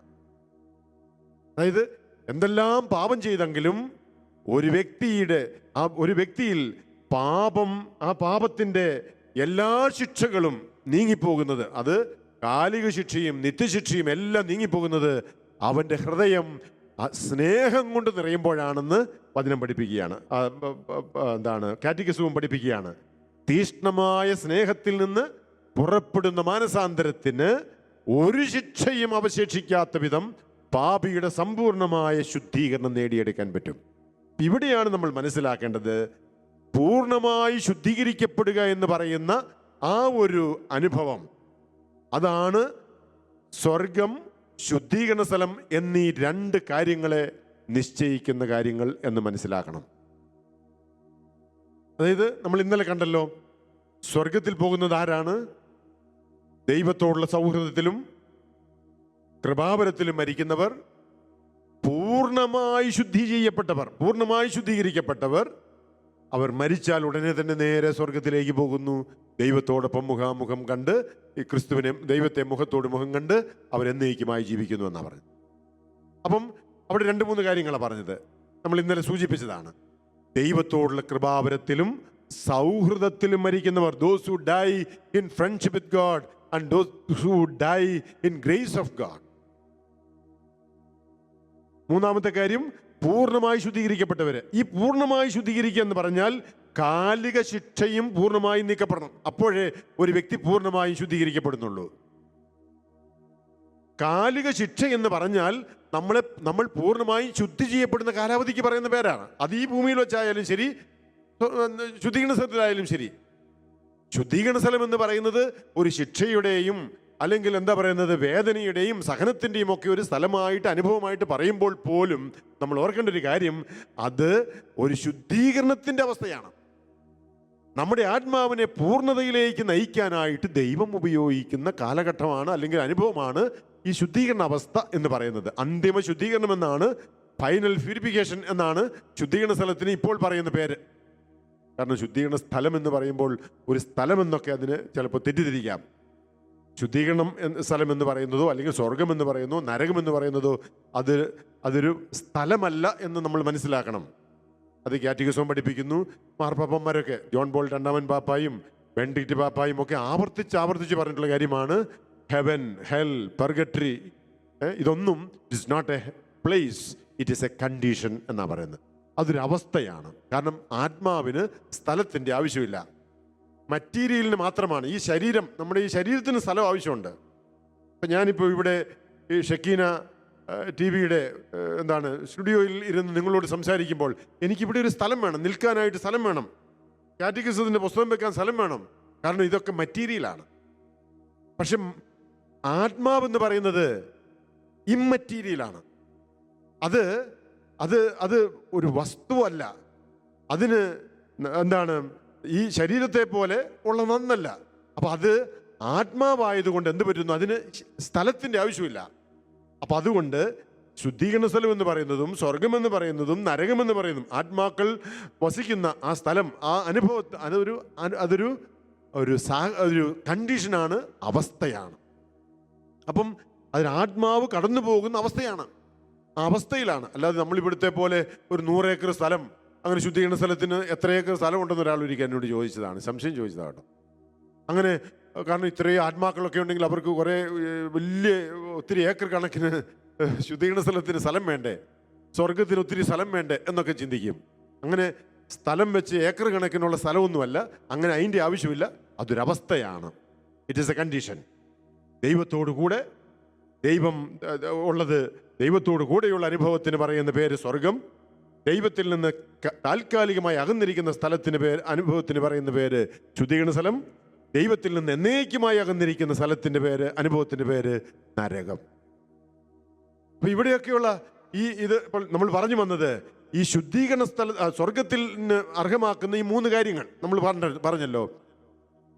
ദൈവത്തോടുള്ള സൗഹൃദത്തിലും കൃപാവരത്തിലും മരിക്കുന്നവർ പൂർണ്ണമായും ശുദ്ധീകരിക്കപ്പെട്ടവരാണെങ്കിൽ അവർ സ്വർഗത്തിലേക്ക് പോകുന്നു. 2, ദൈവത്തോടുള്ള സൗഹൃദത്തിലും കൃപാവരത്തിലും മരിക്കുന്നെങ്കിലും പൂർണ്ണമായി ശുദ്ധീകരിക്കപ്പെടാത്തവർ അവർ ശുദ്ധീകരണ സ്ഥലത്തിലേക്ക് പ്രവേശിക്കുന്നു. അപ്പം ഇവിടെ ഈ 3 കാര്യങ്ങൾ എന്താണ്? നമുക്കറിയാം, ദൈവത്തോടുള്ള സൗഹൃദം, കൃപാവരം. എന്താ കൃപാവരം? Grace of God. കൃപാവരം എന്ന് പറയുന്നത് പാപത്തിലൂടെ നഷ്ടപ്പെടുന്നതാണ്. പാപമാണ് കൃപാവരത്തെ നശിപ്പിക്കുന്നത്. ദൈവിക വരപ്രസാദം എന്നൊക്കെ അതിനെ വിളിക്കുന്നു. അപ്പോൾ ഓരോ പാപവും മാരകമായ പാപമാണെങ്കിൽ ദൈവിക വരപ്രസാദത്തെ പൂർണ്ണമായും നശിപ്പിച്ചു കളയും. അപ്പോൾ അങ്ങനെ മാരകമായ പാപത്തിലൂടെ ദൈവിക വരപ്രസാദം പൂർണ്ണമായും നശിപ്പിക്കപ്പെട്ട അവസ്ഥയിലായിരിക്കുന്ന ഒരു വ്യക്തി എങ്ങനെയാണ് അതിനെ നേടിയെടുക്കുന്നത്, വീണ്ടെടുക്കുന്നത്? അത് വീണ്ടെടുക്കുന്നത് കുമ്പസാരം എന്ന കൂദാശയിലൂടെയാണ്. അപ്പോൾ കുമ്പസാരം എന്ന കൂദാശയിലൂടെ നഷ്ടപ്പെട്ടു പോയ വരപ്രസാദത്തെ, കൃപാവരത്തെ ഒരു വ്യക്തി നേടിയെടുത്തു. 2, സൗഹൃദം, ദൈവത്തോടുള്ള സൗഹൃദം. അത് വ്യത്യസ്തമായ രണ്ടാമത്തെ വേറൊരു കാര്യമാണ്. വരപ്രസാദത്തിലാണെന്ന് കരുതി ദൈവത്തോടുള്ള സൗഹൃദത്തിലായിരിക്കണമെന്ന് നിർബന്ധമില്ല. ഒരു ഉദാഹരണം പറഞ്ഞാൽ, എന്നെ ഇവിടെ കേട്ടുകൊണ്ടിരിക്കുന്ന ആയിരക്കണക്കിന് ആളുകളുണ്ടാകാം. നിങ്ങൾക്ക് ആർക്കും എന്നോട് ശത്രുതയില്ലെന്ന് ഞാൻ വിശ്വസിക്കുകയാണ്. കാരണം എന്നെ ശത്രുവായിട്ട് കാണേണ്ട കാര്യമില്ല. ഞാൻ നിങ്ങൾക്ക് ഒരു ദ്രോഹം ചെയ്തിട്ടില്ല. പക്ഷെ അപ്പം അതുകൊണ്ട് കൃപാവരം എന്നതിനെ നമുക്ക് വിളിക്കാം. കൃപാവരത്തിലാണ് എന്ന് കരുതി എന്ന് പറഞ്ഞാൽ ശത്രുതയൊക്കെ അവസാനിപ്പിച്ചു, അല്ലെങ്കിൽ ശത്രുതയൊന്നുമില്ല, കൃപാവരത്തിലാണ് എന്ന് കരുതി സൗഹൃദത്തിലല്ല. കാരണം നിങ്ങൾക്ക് എന്നെ അറിയില്ലാത്തവരുണ്ട്, എന്നെ നേരിട്ട് കണ്ടിട്ടില്ലാത്തവരുണ്ട്, ഞാനുമായിട്ട് യാതൊരു വിധത്തിലും ബന്ധമില്ലാതെ, അല്ലെങ്കിൽ ഇങ്ങനെ നമ്മൾ വീഡിയോയിലൂടെയോ അങ്ങനെയൊക്കെ, അല്ലെങ്കിൽ പുസ്തകങ്ങളിലൂടെയൊക്കെ കണ്ടിട്ടേ ഉള്ളൂ, നേരിട്ട് പരിചയമില്ല. അവ സൗഹൃദമില്ല. സൗഹൃദം എന്ന് പറയുന്നത് നേരിട്ട് കാണുന്നു, നേരിട്ട് സംസാരിക്കുന്നു, സ്നേഹം പങ്കുവയ്ക്കുന്നു, അങ്ങനെ കാര്യങ്ങളൊക്കെ സംസാരിക്കുന്നു. അങ്ങനെയാണ് സൗഹൃദങ്ങൾ വളരുന്നത്. വീണ്ടും വീണ്ടും കാണുന്നു, പലതവണ കാണുന്നു, സംസാരിക്കുന്നു, അങ്ങനെ പല കാര്യങ്ങൾ പങ്കുവയ്ക്കുന്നു. അങ്ങനെയൊക്കെയല്ലേ സൗഹൃദങ്ങൾ വളരുന്നത്. ഇത് തന്നെയാണ് ഇവിടെയും. ദൈവവുമായിട്ടൊരു വ്യക്തിക്ക് ഇപ്പോൾ ശത്രുത അവസാനിച്ചു, പാപമുണ്ടാക്കിയ ശത്രുതയും പാപം നഷ്ടപ്പെടുത്തി കളഞ്ഞ കൃപാവരവും ഇതാ വീണ്ടെടുത്തു കുമ്പസാരത്തിലൂടെ, മാനസാന്തരത്തിലൂടെ എന്ന് കരുതി സൗഹൃദത്തിൽ വളർന്നിട്ടുണ്ടായില്ല. അപ്പോൾ സൗഹൃദം എന്ന് പറയുന്നത് ചില വ്യക്തികളുണ്ട്, നമ്മുടെ ധാരാളം ആളുകളുണ്ട് കേട്ടോ, ഈ സൗഹൃദത്തിൽ ജീവിക്കുന്ന, ദൈവവുമായിട്ടുള്ള സൗഹൃദത്തിൽ, നല്ല സൗഹൃദത്തിൽ ജീവിക്കുന്നവരുണ്ട്. ഈശോയുടെ കൂടെ ജീവിക്കുന്നവർ, ഈശോയെ സ്നേഹിച്ച് ജീവിക്കുന്നവർ, ഈശോയോട് സംസാരിച്ചുകൊണ്ട് ജീവിക്കുന്നവർ, കിടക്കുമ്പോഴും എഴുന്നേൽക്കുമ്പോഴും ജോലി ചെയ്യുമ്പോഴൊക്കെ ഈശോയുമായിട്ട് സംസാരിക്കുന്നവർ, അങ്ങനെ ഒരു സൗഹൃദത്തിൽ ജീവിക്കുന്ന ഒത്തിരി പേര് നമ്മുടെ സാധാരണ നാട്ടിൽ തന്നെയുണ്ട്. എനിക്കറിയാം, ധാരാളം പേര് എനിക്കറിയാം. അപ്പം അതാണ് സൗഹൃദം എന്ന് പറയുന്നത്. അങ്ങനെ യേശുവുമായിട്ട് സൗഹൃദമുണ്ട്. കൃപാവരത്തിലാണെങ്കിലും പൂർണ്ണമായും ശുദ്ധീകരിക്കപ്പെട്ടവരായിരിക്കില്ല ഇവരാരും. മനസ്സിലാകുന്നില്ലേ? അപ്പം പൂർണ്ണമായും ശുദ്ധീകരിക്കപ്പെടാത്ത അവസ്ഥയിലാണെങ്കിൽ ഇതൊക്കെ 2 കാര്യങ്ങളുണ്ടെങ്കിലും അവർ വീണ്ടും ശുദ്ധീകരണ സ്ഥലത്തിലേക്ക്, മരണത്തിന് ശേഷമെങ്കിൽ അവർ ശുദ്ധീകരണ സ്ഥലത്തിലേക്ക് പോകേണ്ടി വരും. അപ്പം അങ്ങനെ, അപ്പോൾ അവിടെ നിങ്ങൾക്ക് ഈ 2 കാര്യങ്ങൾ മനസ്സിലായല്ലോ. പൂർണ്ണമായ ദൈവ വരപ്രസാദം കുമ്പസാരം വഴി നേടിയെടുത്തെങ്കിലും ഈ സ്നേഹത്തിൽ, സൗഹൃദത്തിൽ, ദൈവവുമായിട്ടുള്ള സൗഹൃദത്തിലും നമ്മൾ വളരേണ്ടതുണ്ട്. ഈ 2 കാര്യങ്ങളും പ്രധാനമാണ്. അതുകൊണ്ട് പലപ്പോഴും കുമ്പസാരം എന്ന കൂദാശയിലൂടെ കൃപാവരം നേടിയെടുത്തു, വരപ്രസാദത്തിലാണ് എന്ന് കരുതി മാത്രം അപ്പോൾ പൂർണ്ണത ആകുന്നില്ല എന്ന് സൂചിപ്പിക്കാൻ വേണ്ടിയാണ് ഞാൻ ഇത്രയും പറഞ്ഞത്. കാരണം ഇത് വളരെ പ്രധാനപ്പെട്ട ചില പോയിന്റുകളാണ് ഈ വിഷയത്തിൽ. അപ്പം ഇനി മൂന്നാമത്തെ കാര്യമാണ്, പൂർണ്ണമായി ശുദ്ധീകരിക്കപ്പെട്ടവരെങ്കിൽ അവർ സ്വർഗത്തിലേക്ക് പോകും. ഇനി നമ്മൾ ഇന്നലെ കണ്ടു 1031 മുതലുള്ള പാരഗ്രാഫിൽ ശുദ്ധീകരണ സ്ഥലത്തെക്കുറിച്ച് പറഞ്ഞപ്പോൾ എന്താ പറഞ്ഞത്? ദൈവത്തോടുള്ള സൗഹൃദത്തിലും വരപ്രസാദത്തിലും ദൈവിക വരപ്രസാദത്തിലും മരിക്കുന്നവർ പൂർണ്ണമായി അല്ലെങ്കിൽ അപൂർണമായി ശുദ്ധീകരിക്കപ്പെട്ടവരാണെങ്കിൽ അവർ ശുദ്ധി ചെയ്യപ്പെടാൻ വേണ്ടി ദൈവം അവരെ ഒരനുഭവത്തിലേക്ക് പ്രവേശിപ്പിക്കുന്നു. അതിന് പറയുന്ന പേരാണ് ശുദ്ധീകരണ സ്ഥലം അല്ലെങ്കിൽ അന്തിമ ശുദ്ധീകരണം എന്നത്. അപ്പോൾ പൂർണ്ണമായി ശുദ്ധീകരിക്കപ്പെടാത്ത ഒരു അനുഭവമുണ്ട്. ഇതെന്താണെന്നറിയാമോ? ഇതിന് പറയുന്ന പേരാണ് കാലിക ശിക്ഷ. എന്താണ് ഈ കാലിക ശിക്ഷ? വ്യക്തമായിട്ട് മനസ്സിലാക്കിക്കൊള്ളുക. കാലിക ശിക്ഷ ഞാൻ മുമ്പ് പറഞ്ഞു കഴിഞ്ഞു. മാരകമായ പാപം ക്ഷമിക്കപ്പെട്ടതിനു ശേഷവും ബാക്കി നിൽക്കുന്നത് കാലിക ശിക്ഷ. 2, ലഘുപാപത്തിൻ്റെ പരിണിതഫലമായിട്ടുണ്ടാകുന്നതും കാലിക ശിക്ഷ. ഇങ്ങനെ 2 വിധത്തിൽ നിൽക്കുന്ന ഈ കാലിക ശിക്ഷകളിൽ നിന്ന് പൂർണ്ണമായും ശുദ്ധി ചെയ്യപ്പെടുന്നതാണ് പൂർണ്ണമായ ശുദ്ധീകരണം എന്ന് പറയുന്ന ഈ കംപ്ലീറ്റ്ലി പ്യൂരിഫൈഡ് എന്ന വാക്ക് അതിനെ സൂചിപ്പിക്കുന്നതാണ്. അപ്പം അത് ഒരു ദിവസം കൊണ്ട് നടക്കുന്ന കാര്യമല്ല. കുമ്പസാരത്തിൽ ഏറ്റു പറഞ്ഞു, അന്ന് കൗതാശികമായ കൗതാശികമായ ഒരു പ്രായശ്ചിത്തം ചെയ്തു എന്ന് കരുതി മാത്രം ഈ പരിപൂർണമായ ശുദ്ധീകരണം പാപത്തിന്റെ ഫലമായി ഉണ്ടായ കാലിക ശിക്ഷയിൽ നമുക്ക് കിട്ടുന്നില്ല. ഉദാഹരണം പറയാം. ഈ മാരകഭാവം ലഘുഭാവം അതുണ്ടാക്കുന്ന ഫലങ്ങൾ ഇതിനെക്കുറിച്ചൊക്കെ കുറിക്കാൻ വേണ്ടി ഞാനൊരു ചെറിയൊരു ഉദാഹരണം പറയാം. ഒരു ക്യാൻസർ രോഗി, അതാണ് മാരകമായ പാപം എന്ന് കൂട്ടിക്കോ, അതിന് സമാനമായിട്ട് ഉപമയാണിത്. ഇപ്പോൾ ഒരു ക്യാൻസർ രോഗി രോഗം ബാധിച്ച് ആ വ്യക്തി മരണാസന്നനായി എല്ലും തോലുമായി മാറിക്കഴിഞ്ഞു എന്ന് കരുതുക. അപ്പം അങ്ങനെ മരണാസന്നനായ വ്യക്തി ഇവിടെ മാരകമായ പാപം ചെയ്ത് ദൈവത്തിൽ നിന്ന് അകന്ന് ദൈവവുമായിട്ടുള്ള സൗഹൃദം നശിപ്പിച്ച് വരപ്രസാദത്തിൽ നിന്ന് അകന്ന് നരകത്തിന് അർഹനായി തീർന്ന വ്യക്തി. ഇതാ ഈ രോഗി വചനം കേട്ട് ദൈവത്തെക്കുറിച്ച് കേട്ട് ആ വ്യക്തിക്ക് അനുതാപം ഉണ്ടായി കുമ്പസാരത്തിൽ ഏറ്റു പറഞ്ഞു, പാപത്തെ ഉപേക്ഷിക്കുന്നു. പാപത്തിൻ്റെ രോഗി ഇതാ ഒരു ധ്യാനമൊക്കെ കൂടി അദ്ദേഹത്തിന് രോഗശാന്തി കിട്ടിയെന്ന് കരുതുക. ഇപ്പുറത്തെ സൈഡിൽ പാപി എന്താ ചെയ്യുന്നത്? പാപി മാനസാന്തരപ്പെടുന്നു, ദൈവത്തോട് ഏറ്റുപറയുന്നു, ആ രോഗം അല്ലെങ്കിൽ പാപം കർത്താവ് ക്ഷമിച്ചു, നരകത്തിൽ നിന്ന് രക്ഷപ്പെടുത്തി.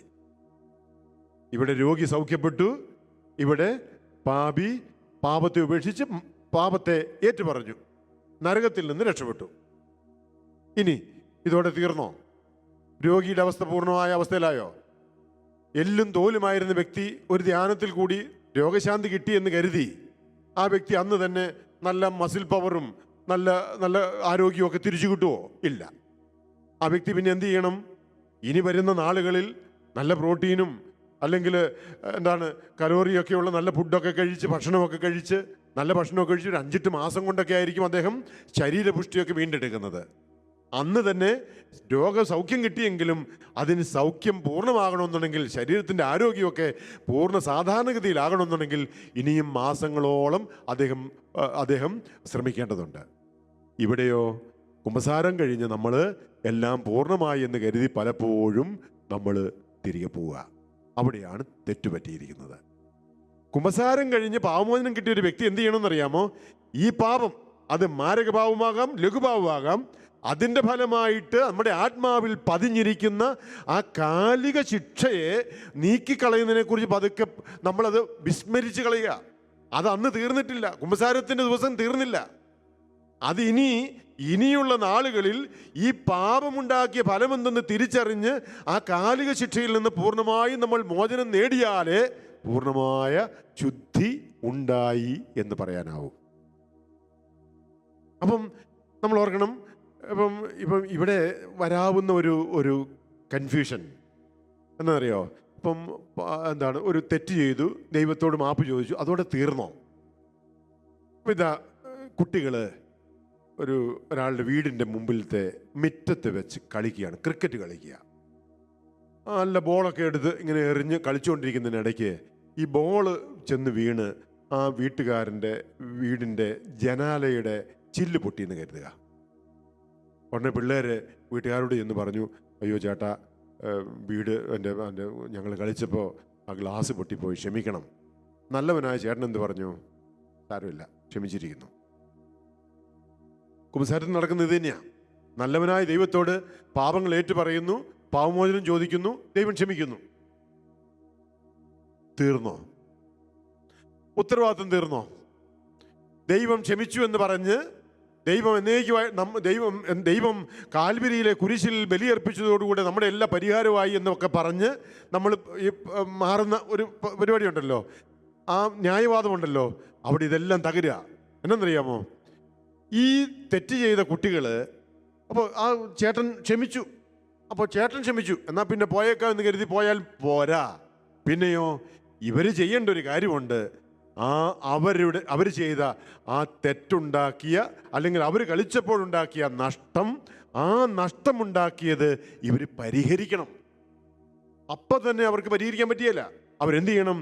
പോയി അതിന് ഗ്ലാസ് വാങ്ങണം, അല്ലെങ്കിൽ അതിന് പണിക്കാരെ കാർപ്പൻറ്ററെ വിളിക്കണം, അല്ലെങ്കിൽ അവരെ വിളിച്ച് അത് പൂർവ്വസ്ഥിതിയിലാക്കി കൊടുത്താൽ മാത്രമാണ് പരിഹാരമാകുന്നുള്ളൂ. അതായത് ക്ഷമിച്ചു എന്ന് കരുതി മാത്രം ഉണ്ടായ നഷ്ടങ്ങൾ പരിഹരിക്കപ്പെടുന്നില്ല. ഇത് പാപത്തിൻ്റെ കാര്യത്തിലും അതുപോലെ അതുപോലെ തന്നെയാണ്.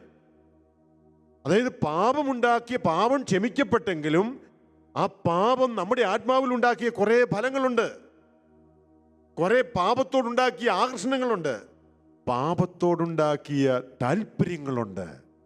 ഈ താല്പര്യങ്ങൾ പോയിട്ടില്ല. നമ്മൾ പാപമാണെന്ന് തിരിച്ചറിഞ്ഞതോടെ പാപത്തെ ഉപേക്ഷിച്ചു എന്നുള്ളത് ശരി. പാപത്തെ ഉപേക്ഷിച്ചു, പാപത്തെ വെറുത്തുപേക്ഷിച്ചു, ഇനി പാപം ചെയ്യില്ല എന്ന് തീരുമാനമെടുത്തു. അതൊക്കെ നല്ല കാര്യം.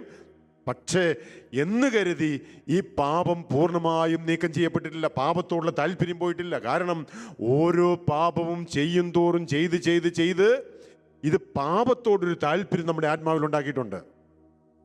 കട്ടെടുത്ത ഒരു വ്യക്തി ഒരിക്കൽ മാത്രം കട്ടെടുത്തെന്ന് കരുതി പിന്നെ കട്ടെടുക്കാനായിട്ടുള്ള പ്രേരണയൊന്നും ഉണ്ടാകില്ല. പക്ഷേ 1 ചെയ്തു, 2 ചെയ്തു, 3 ചെയ്തു, 4-ാം പ്രാവശ്യം പിന്നെ വളരെ ഈസിയായി, 5-ാം പ്രാവശ്യം പിന്നെ അത് പ്രേരണയായി, 6-ാം പ്രാവശ്യം വളരെ കൂളായിട്ട് ചെയ്ത് പോകും. ഇത് തന്നെയാണ് ഏത് പാപത്തിൻ്റെയും കാര്യത്തിൽ. മദ്യപാനമോ വ്യഭിചാരമോ അല്ലെങ്കിൽ നുണ പറച്ചിലോ ഏത് കാര്യവും ഇത് തന്നെ. അപ്പോൾ കട്ടെടുക്കലോ ഏത് കേസും ഇത് തന്നെയാണ്. എല്ലാ മാരകമായ പാവവും ലഘുവായ പാവവും ഏത് പാപത്തിൻ്റെയും കാര്യം ഇങ്ങനെ തന്നെയാണ്. ഈ പാപം ചെയ്യും തോറും ഈ പാപത്തിൻ്റെ സ്വാധീനം നമ്മളിൽ ഉണ്ടാകുക, നമ്മുടെ ആത്മാവിൽ ഉണ്ടാകുക. അപ്പം മദ്യപിക്കുന്ന ഒരു വ്യക്തി എന്ന് കരുതുക, അല്ലെങ്കിൽ ഏത് തെറ്റും ഓർത്തുകൊള്ളുക, വ്യഭിചാരമാകട്ടെ. അപ്പം അങ്ങനെ ചെയ്യുന്ന ഒരു വ്യക്തി, മദ്യപിക്കുന്ന ഒരു വ്യക്തി, അപ്പം എല്ലാ കാലത്തും ഒന്ന് മദ്യപിച്ചതേ ഉള്ളൂ, ആ താല്പര്യമൊന്നും ഉണ്ടാകണമെന്നില്ല. എല്ലാ കാലത്തും ഒരു വർഷത്തിൽ 2-3 പ്രാവശ്യമേ മദ്യപിച്ചുള്ളൂ, താല്പര്യമൊന്നുമില്ല. അങ്ങനെ അതിനുവേണ്ടി ജീവിക്കുന്ന ആളുമല്ല, അതങ്ങനെ മദ്യപിക്കണമെന്ന് താല്പര്യവുമില്ല, ആഗ്രഹവുമില്ല. 2-3 പ്രാവശ്യം വല്ല ഒക്കേഷണലായിട്ട് മാത്രം കുടിക്കുന്നു, ഫിനിഷ്ഡ്. ആ വ്യക്തിയിൽ ആ താല്പര്യം ഉണ്ടായിട്ടുണ്ടാകണമെന്നില്ല. അങ്ങനെയൊക്കെ ചെയ്തുകൊണ്ടിരുന്നു. പിന്നീട് ഇതാ ചില കൂട്ടുകാരൊക്കെ വിളിച്ച് ആഴ്ചയിലായി, പിന്നീട് എന്തായി, പിന്നെ എല്ലാ ദിവസവുമായി. അങ്ങനെ എല്ലാ ദിവസവും കഴിച്ച് എന്തായി, ഇതിനോട് താല്പര്യമായി, പിന്നെ ഇതില്ലാതെ പറ്റാതായി. ഇത് ഇവിടെ ഓർക്കണം, മദ്യത്തിൻ്റെയും ലഹരിയുടെയും ഒക്കെ ഒരു അഡിക്ഷൻ. ആ അഡിക്ഷൻ എന്ന് പറയുന്നത് ശരീരത്തെ പോലും ബാധിക്കുന്ന ഒരു അഡിക്ഷനുണ്ട്. അതിനെക്കുറിച്ചല്ല പറയുന്നത്, ആത്മാവിലുണ്ടാക്കുന്നൊരു താല്പര്യമുണ്ട്. ആത്മാവിൽ അതിനോടുള്ള അതുണ്ടാക്കുന്ന സന്തോഷമുണ്ട്. ഈ സന്തോഷത്തെ ആത്മാവിൻ്റെ, അതായത് ജഡത്തിൻ്റെ, രക്ഷിക്കപ്പെടാത്ത ശരീരത്തിൻ്റെ സന്തോഷം ആത്മാവിൻ്റെ സന്തോഷമായി പരിണമിക്കുന്ന ഒരവസ്ഥയാണ് ഇവിടെ ഉണ്ടായിരിക്കുന്നത്. അത് നീക്കപ്പെടേണ്ടതുണ്ട്. ഞാനീ പറയുന്നത് മഹാനായ വിശുദ്ധ ഗ്രിഗറിയുടെ വാക്കുകളാണത്. രക്ഷിക്കപ്പെടാത്ത ശരീരത്തിൻ്റെ ആഗ്രഹങ്ങൾ ആത്മാവിൻ്റെ ആഗ്രഹങ്ങളായി മാറുന്നു. ആത്മാവിൻ്റെ ആഗ്രഹം എന്ന് പറയുന്നത് ദൈവത്തിന് വേണ്ടിയുള്ള ആഗ്രഹമാണ് വാസ്തവത്തിൽ. അതെല്ലാവരുടെ ആത്മാവിൻ്റെ അങ്ങനെയാണ്. പക്ഷേ ഈ ആത്മാവിൻ്റെ ആഗ്രഹങ്ങൾ എന്തായി മാറി? ദൈവത്തിന് വേണ്ടി എന്നതിനേക്കാളേറെ ഇപ്പോൾ മദ്യത്തോടായി, ജഡസുഖത്തോടായി, നുണ പറയുന്നതിനോടായി, ലോകത്തോടായി, ലോക വസ്തുക്കളോടായി, പണത്തോടായി, ഇങ്ങനെ പല കാര്യങ്ങളോടായി മാറി. ദൈവത്തോടെന്നതിനേക്കാൾ ലോകത്തോടും ലോകസുഖങ്ങളോടും ലോകവസ്തുക്കളോടുമുള്ള താല്പര്യവും അതിനോടുള്ള പ്രൊപ്പൻസിറ്റിയായി, താല്പര്യമായി, ചായ്വായി മാറുന്ന ഒരവസ്ഥ. ഇതാണ് പാപം നമ്മുടെ ആത്മാവിൽ തീർക്കുന്ന അവസ്ഥ. ഇത് വളരെ ഗൗരവമായിട്ട് നമ്മൾ ധ്യാനിച്ച് മനസ്സിലാക്കേണ്ട കാര്യമാണ്. ഇത് മനസ്സിലാക്കിയാലേ ഈ പാപത്തിന് നമ്മൾ ചെയ്യേണ്ട പരിഹാരങ്ങളെക്കുറിച്ച്, ഈ കാലിക ശിക്ഷയെക്കുറിച്ച് മനസ്സിലാക്കാൻ പറ്റൂ. അങ്ങനെ വന്നാലേ ശുദ്ധീകരണ സ്ഥലത്തെക്കുറിച്ചും. കാരണം കാലിക ശിക്ഷ ഈ ലോകത്തിൽ വെച്ച് ചെയ്തില്ലെങ്കിൽ മരണത്തിന് ശേഷം ആ കാലിക ശിക്ഷയുടെ പേരാണ് ശുദ്ധീകരണ സ്ഥലം എന്ന് പറയുന്നത്. അപ്പോൾ ഈ ലോകത്തിൽ വെച്ച് തന്നെ ഇതിന് പരിഹാരം ചെയ്യുന്നതാണ് ഏറ്റവും ബുദ്ധിപരമായ കാര്യമെന്ന് പറയുന്നത്. അപ്പം ഈ പൂർണ്ണമായ ഒരു ശുദ്ധീകരണം, ആന്തരികമായി ആത്മീയമായി പാപമുണ്ടാക്കിയ ഈ താല്പര്യം, ഇതിനെ ബൈബിൾ വിളിക്കുന്നത്, കഴിഞ്ഞ ഒരു പ്രാവശ്യത്തെ ക്ലാസ്സിൽ ഞാൻ പറഞ്ഞിരുന്ന ഒരു കാര്യമാണ്, കൊയിനോൺ എന്നൊരു വാക്ക് ബൈബിളിൽ, ഗ്രീക്ക് ബൈബിൾ ഉപയോഗിച്ചിട്ടുണ്ട്. വെളിപാട് പുസ്തകത്തിൻ്റെ 21-ാം അധ്യായത്തിൻ്റെ 27-ാമത്തെ വചനത്തിലാണത്. അതിൽ പറയുന്നത് ഇങ്ങനെയാണ്, എന്താണ്? അശുദ്ധമായതൊന്നും അതിൽ പ്രവേശിക്കുകയില്ല. അതിൽ എന്ന് പറഞ്ഞാൽ പരദീസ അല്ലെങ്കിൽ സ്വർഗം എന്നാണ് ഉദ്ദേശിക്കുന്നത്. സ്വർഗത്തിൽ അശുദ്ധമായ ഒന്നിനും പ്രവേശനമില്ല. അതുകൊണ്ടാണ് കാറ്റക്കിസം പറഞ്ഞത്, പൂർണ്ണമായി ശുദ്ധി ചെയ്യപ്പെട്ടവർ സ്വർഗത്തിലേക്ക്, പൂർണ്ണമായി ശുദ്ധി ചെയ്യപ്പെടാത്തവർ ശുദ്ധീകരണ സ്ഥലത്തിലേക്ക്. അപ്പോൾ ആ ശുദ്ധി എന്ന് പറയുന്നത് ഇവിടെ പറഞ്ഞത് കൊയിനോൺ എന്ന വാക്കാണ്. കൊയിനോൺ എന്ന ഗ്രീക്ക് വാക്ക് ഇവിടെ ഉപയോഗിച്ചിരിക്കുന്നു. ഏത്?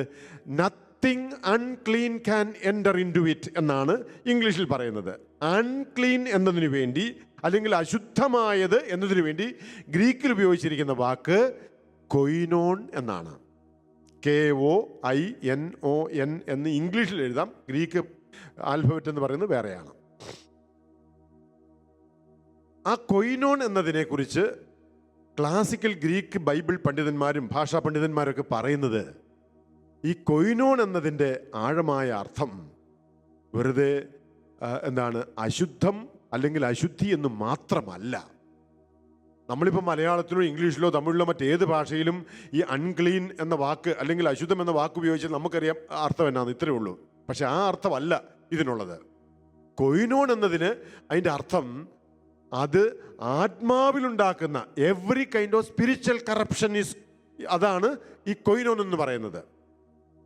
അപ്പം കൊയിനോൺ എന്ന് പറയുന്നത് ആത്മാവിലുണ്ടാക്കുന്ന സ്പിരിച്വൽ ആയിട്ടുള്ള കറപ്ഷൻസിനെ കൂടി പറയുന്ന പേരാണ് കൊയിനോൺ എന്നത്.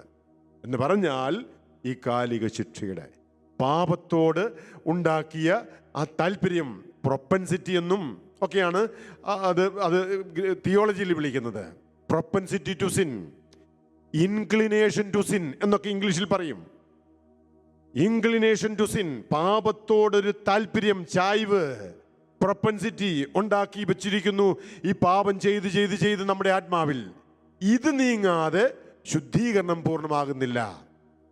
പൂർണ്ണമായും ശുദ്ധീകരിക്കപ്പെടുക എന്ന് പറഞ്ഞാൽ ഈ പാപത്തോടുള്ള താല്പര്യം കൂടെ പോകും. ഇനി ഞാൻ വേറൊരു ഉദാഹരണം പറയാം. മുമ്പ് പറഞ്ഞ ഉദാഹരണം തുടർന്ന് പറയാം. അപ്പം മദ്യപാനി അല്ലെങ്കിൽ വ്യഭിചാരം ചെയ്തുകൊണ്ടിരുന്നൊരു വ്യക്തി ഒരു 2-3 വർഷം അങ്ങനെ ഉണ്ടായിരുന്നു. അതിനുശേഷം അദ്ദേഹത്തിന് തെറ്റു മനസ്സിലായി. ദൈവത്തോട് മാപ്പ് ചോദിച്ചു, കുമ്പസാരത്തിലേറ്റു പറഞ്ഞു, പാപം ഉപേക്ഷിച്ചു. തീർന്നോ? ഇല്ല.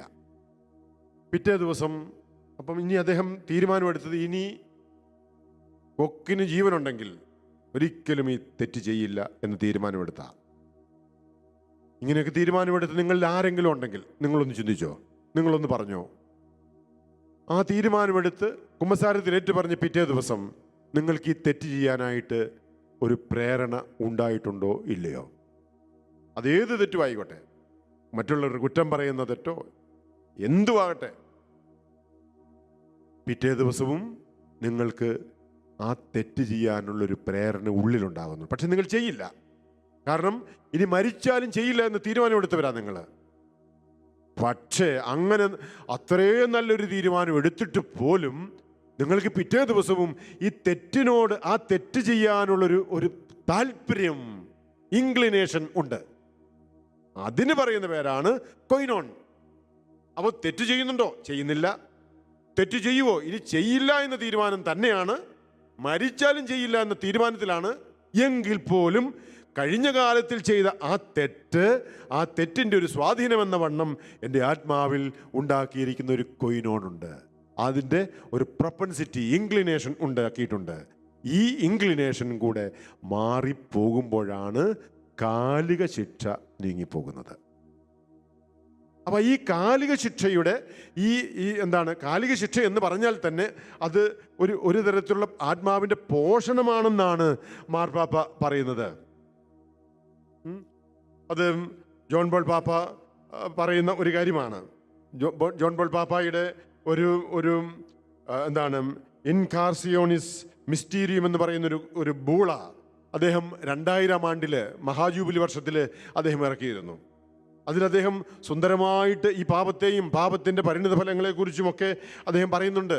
അതിൽ ഈ മാരകപാപത്തെക്കുറിച്ചും ലഘുപാപത്തെക്കുറിച്ചും ഈ പാപങ്ങളുടെ ഫലങ്ങളെക്കുറിച്ചും 2 ശിക്ഷകളെക്കുറിച്ചും അതുണ്ടാക്കുന്ന ഫലങ്ങളെക്കുറിച്ചൊക്കെ അതിൽ പാപ്പ പറയുന്നുണ്ട്. അതിൻ്റെ 9ാമത്തെ പാരഗ്രാഫിൽ പാപ്പ പറയുന്ന ഒരു കാര്യം ഇങ്ങനെയാണ്: ഇതിനോടകം ക്ഷമിക്കപ്പെട്ട് കഴിഞ്ഞ പാപത്തിൻ്റെ താൽക്കാലിക ശിക്ഷ ലഘൂകരിച്ച് ലഭിക്കുകയാണ് അനുതപിക്കുന്ന പാപിക്ക് ദണ്ഡവിമോചനത്തിലൂടെ എന്ന് പാപ്പ പറയുകയാണ്.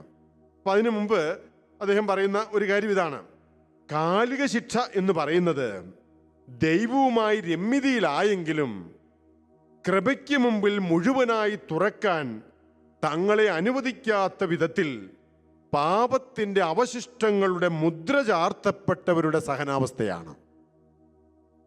കണ്ടോ? അത് ഇവിടെ ആയിരുന്നാലും ശരി, ശുദ്ധീകരണ സെറ്റിലായാലും ശരി, അത് തന്നെയാണ്. അതായത് ദൈവത്തിൻ്റെ കൃപയ്ക്ക് മുമ്പിൽ മുഴുവനായി തുറക്കാൻ തങ്ങളെ അനുവദിക്കാത്ത വിധത്തിൽ പാപത്തിൻ്റെ അവശിഷ്ടങ്ങൾ, റെമനന്റ് ഓഫ് സിൻ, ആ പാപത്തിൻ്റെ അവശിഷ്ടങ്ങൾ മുദ്ര ചാർത്തിയിരിക്കുന്ന അവസ്ഥയുടെ ആ സഹനത്തിൻ്റെ പേരാണ് കാലിക ശിക്ഷ എന്ന് പറയുന്നത്. എന്നാൽ ദൈവത്തോട് രമ്യതയിലായില്ലേ? രമ്യതയിലായി.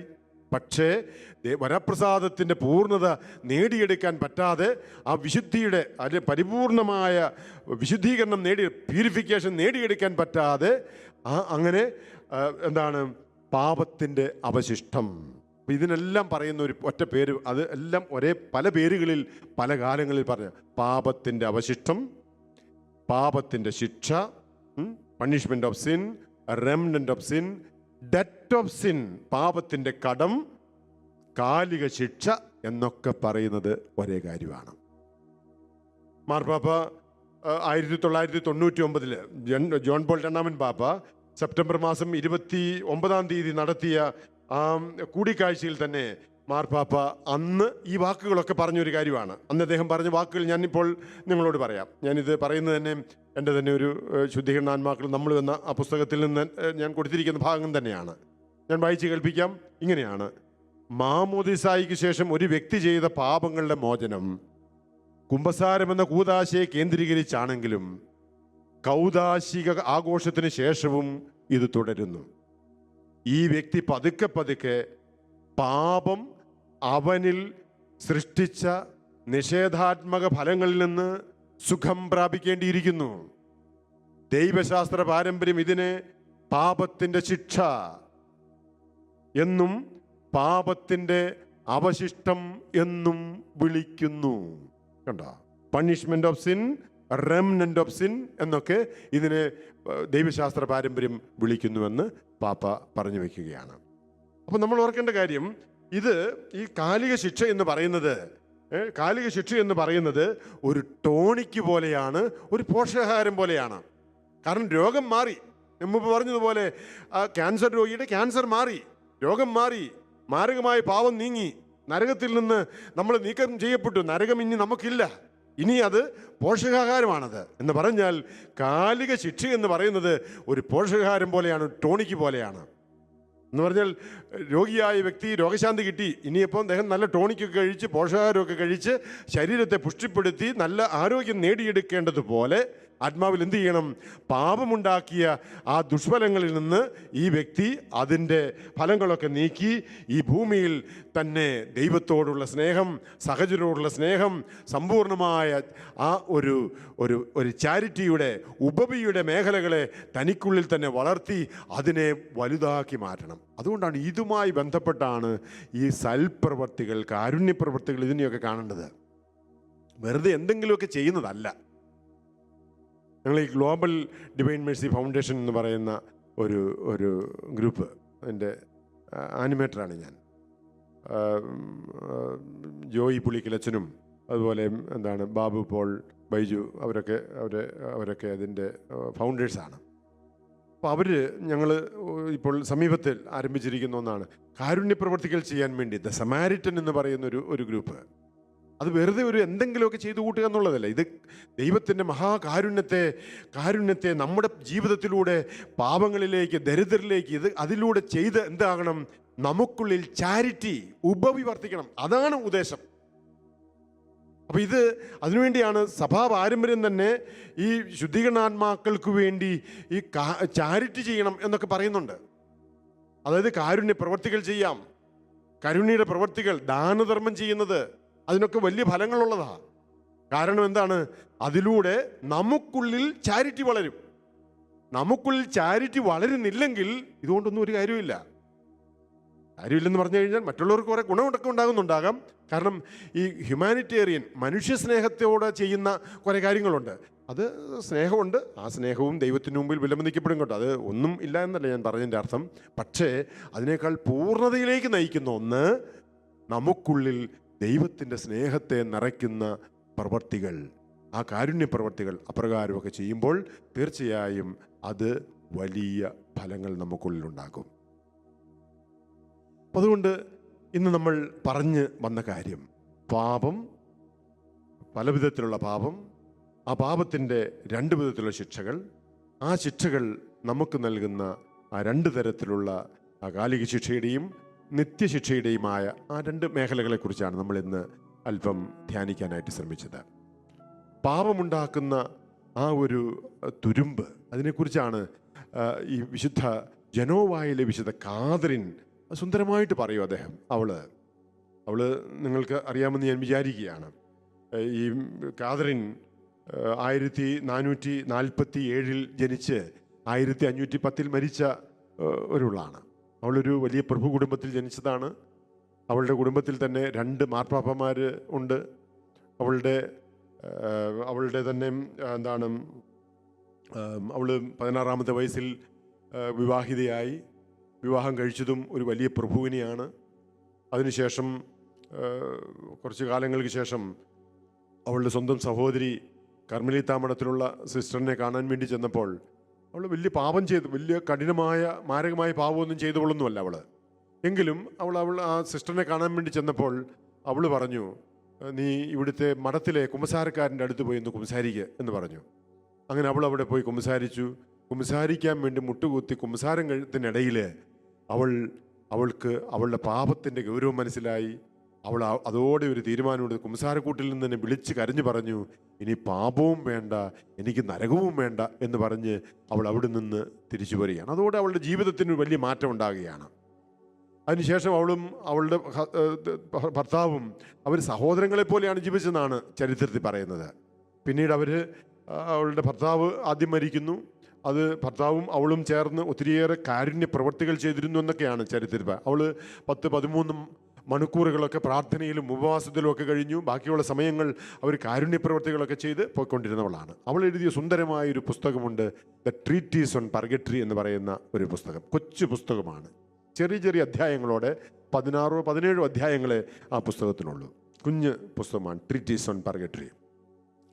അതിൽ അവൾ ഈ പർഗട്ടറിയെക്കുറിച്ച്, ശുദ്ധീകരണ സ്ഥലത്തെക്കുറിച്ച് സുന്ദരമായിട്ട് പറയുന്ന അതിനെക്കുറിച്ച് പറയുന്നത് 15-ാം നൂറ്റാണ്ടിൽ എഴുതപ്പെട്ടതാണെങ്കിലും ആ എഴുതപ്പെട്ട യാതൊരു വിധത്തിലും ഒരു കോലാഹലവും സൃഷ്ടിക്കാത്ത സുന്ദരമായ ഒരു ചിത്രമാണ് അവൾ. ഇന്നും അത് പ്രസക്തമായ പഠനങ്ങളാണ് അവളുടേത്. അവൾ പറയുന്ന കാര്യമുണ്ട്, പാപം എന്ന് പറയുന്നത് ഒരു തുരുമ്പ് പോലെയാണെന്ന് പറയുന്നത്. ഒരു ലോഹത്തിൽ പറ്റിപ്പിടിക്കുന്ന തുരുമ്പ് പോലെയാണ് പാപം. അത് മുഴുവനായിട്ട് നീക്കിക്കളയണം, ആ തുരുമ്പിനെ നീക്കിക്കളയണം. അത് മുഴുവനായിട്ട് നീക്കിക്കളയുമ്പോഴാണ് അത് പൂർണ്ണമായും ശുദ്ധീകരിക്കപ്പെട്ടു എന്ന് പറയാൻ പറ്റൂ എന്ന് നമ്മൾ പറയുന്നുണ്ട്. അതിൽ സുന്ദരമായ ഒത്തിരി കാര്യങ്ങളുണ്ട്, എങ്കിലും അതിൽ ഞാൻ ഒന്ന് മാത്രം സൂചിപ്പിച്ചെന്നേ ഉള്ളൂ.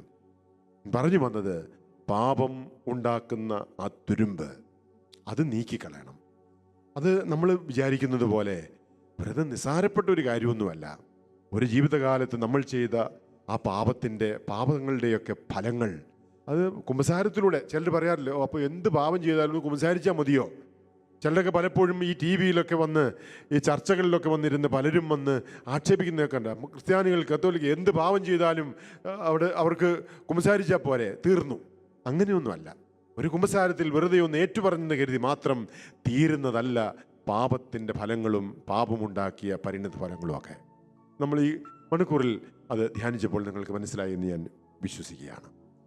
നമുക്ക് പാപത്തിൻ്റെ അവസ്ഥ നമ്മളിലും മരണമടഞ്ഞു പോയ നമ്മുടെ പ്രിയപ്പെട്ടവരിലും ഉണ്ടാക്കിയ ആ ഒരു കാലിക ശിക്ഷകളിൽ നിന്ന് സമ്പൂർണമായ വിശുദ്ധി നമ്മളിലേക്ക് നൽകണമെന്ന് പ്രാർത്ഥിച്ചുകൊണ്ട് നമുക്ക് ദീപികാരൻ ഈശോയുടെ സന്നിധിയിൽ ഏതാനും നിമിഷങ്ങളായിരിക്കാം. പരിശുദ്ധ കുർബാനയിലെ ഈശോയെ നമ്മുടെ മധ്യത്തിലേക്ക് നമുക്ക് ക്ഷണിച്ചുകൊണ്ട് നമുക്ക് ഏതാനും നിമിഷങ്ങൾ ആ വിശുദ്ധിക്ക് വേണ്ടി പ്രാർത്ഥിക്കാം.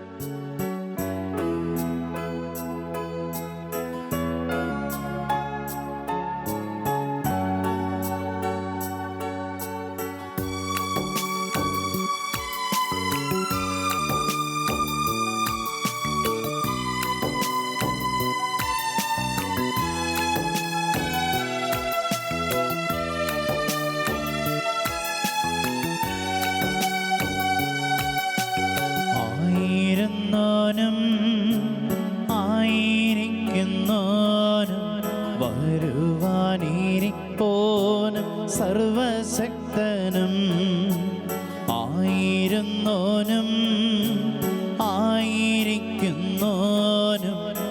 വരുവാനിരിപ്പോനും സർവശക്തനും നിത്യനുമായ ദിവ്യ കുഞ്ഞാടേ, നീ മാത്രം പരിശുദ്ധൻ പരിശുദ്ധൻ. നിത്യനുമായ ദിവ്യ കുഞ്ഞാടേ, നീ മാത്രം പരിശുദ്ധൻ പരിശുദ്ധൻ. ആയിരുന്നോനും ആയിരിക്കുന്നോനും വരുവാനിരിപ്പോനും സർവശക്തനും ആയിരുന്നോനും ആയിരിക്കുന്നോനും വരുവാനിരിപ്പോനും സർവശക്തനും നിത്യനുമായ ദിവ്യ കുഞ്ഞാടേ, നീ മാത്രം പരിശുദ്ധൻ പരിശുദ്ധൻ. നിത്യനുമായ ദിവ്യ കുഞ്ഞാടേ, നീ മാത്രം പരിശുദ്ധൻ പരിശുദ്ധൻ. ഈശോയേ വരണമേ, ഈശോയേ വരണമേ, ഈശോയേ വരണമേ, ഈശോയേ വരണമേ, ഈശോയേ ഈശോയേ ഈശോയേ വരണമേ, ഈശോയേ വരണമേ. രണ്ട് കരങ്ങളും ഉയർത്തി ഉച്ചത്തിൽ വിളിക്കുന്നു, യേശുവേ ആരാധന ആരാധന ആരാധന. ഈശോയേ ആരാധന, പരിശുദ്ധനേ ആരാധന ആരാധന ആരാധന. യേശുവേ ആരാധന ആരാധന ആരാധന.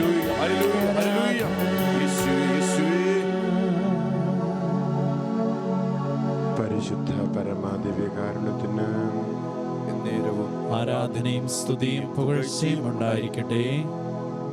പരിശുദ്ധ പരമാദിവ്യകാരുണ്യത്തിന് എന്നേരവും ആരാധനയും സ്തുതിയും പുകഴ്ചയും ഉണ്ടായിരിക്കട്ടെ. പരിശുദ്ധ പരമ ദിവ്യകാരുണ്യത്തിന് എന്നേരവും ആരാധനയും സ്തുതിയും പുകഴ്ചയും ഉണ്ടായിരിക്കട്ടെ. പ്രിയപ്പെട്ടവരെ, പാപത്തിൻ്റെ കാലിക ശിക്ഷ അഥവാ പാപത്തിൻ്റെ അവശിഷ്ടങ്ങൾ അഥവാ പാപത്തിൻ്റെ കടങ്ങൾ അഥവാ പാപത്തിൻ്റെ ശിക്ഷ,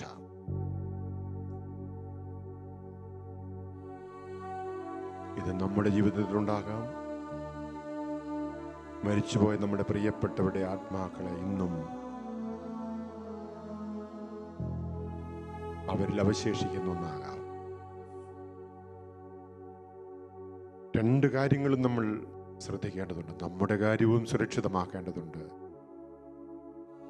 മരണമടഞ്ഞുപോയ പ്രിയപ്പെട്ടവരുടെ ഈ അവസ്ഥയിൽ അവരെ സഹായിക്കേണ്ടതുണ്ട്.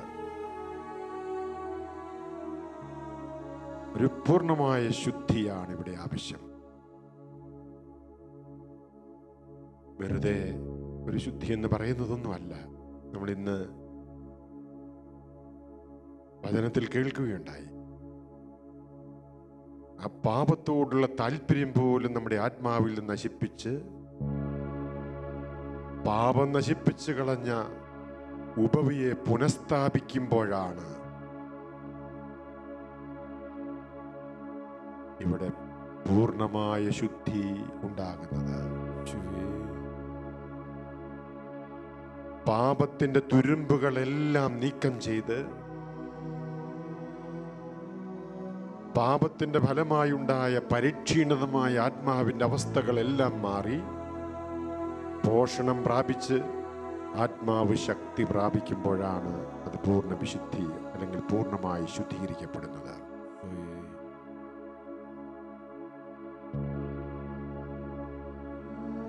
പ്രാർത്ഥനയിലൂടെയും വിശുദ്ധ കുർബാനയിലൂടെയും ഒക്കെ അതൊക്കെ നമുക്ക് നേടിയെടുക്കാൻ പറ്റിയേക്കാം. പക്ഷേ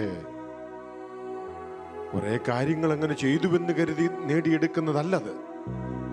ബോധപൂർവം നമ്മുടെ ആത്മാവിൽ ഈ പാപത്തിൻ്റെ കടങ്ങളും കറകളും പാപത്തിൻ്റെ അവശിഷ്ടങ്ങളും പാപത്തിൻ്റെ ഈ ശിക്ഷകളുമെല്ലാം നീക്കിക്കളയാൻ അതിന് പറ്റിയ വിധത്തിലുള്ള കാര്യങ്ങൾ നമ്മൾ ചെയ്യേണ്ടതുണ്ട്.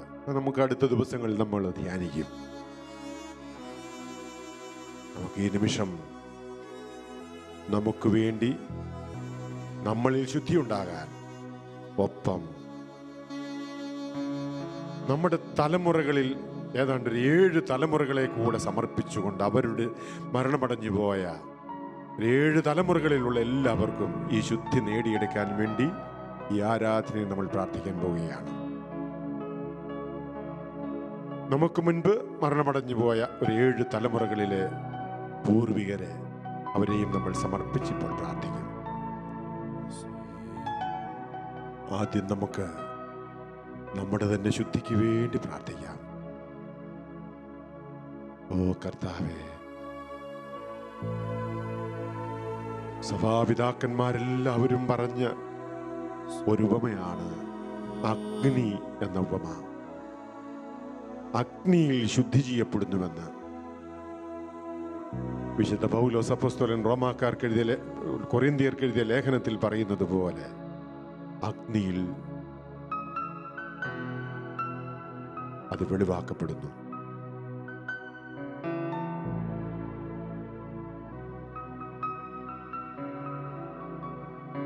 അഗ്നിയാൽ ഞങ്ങളെ ശുദ്ധി ചെയ്യണമേ. ഓ കർത്താവേ, കർത്താവേ, നിൻ അഗ്നി എന്നിൽ കത്തട്ടെ. പ്രാർത്ഥിക്കാം. ഓ കർത്താവേ, നിൻ അഗ്നി എന്നിൽ കത്തട്ടെ. അശുദ്ധിയെല്ലാം ചാരമാകട്ടെ. ഞാൻ തിളങ്ങുന്ന മുത്ത്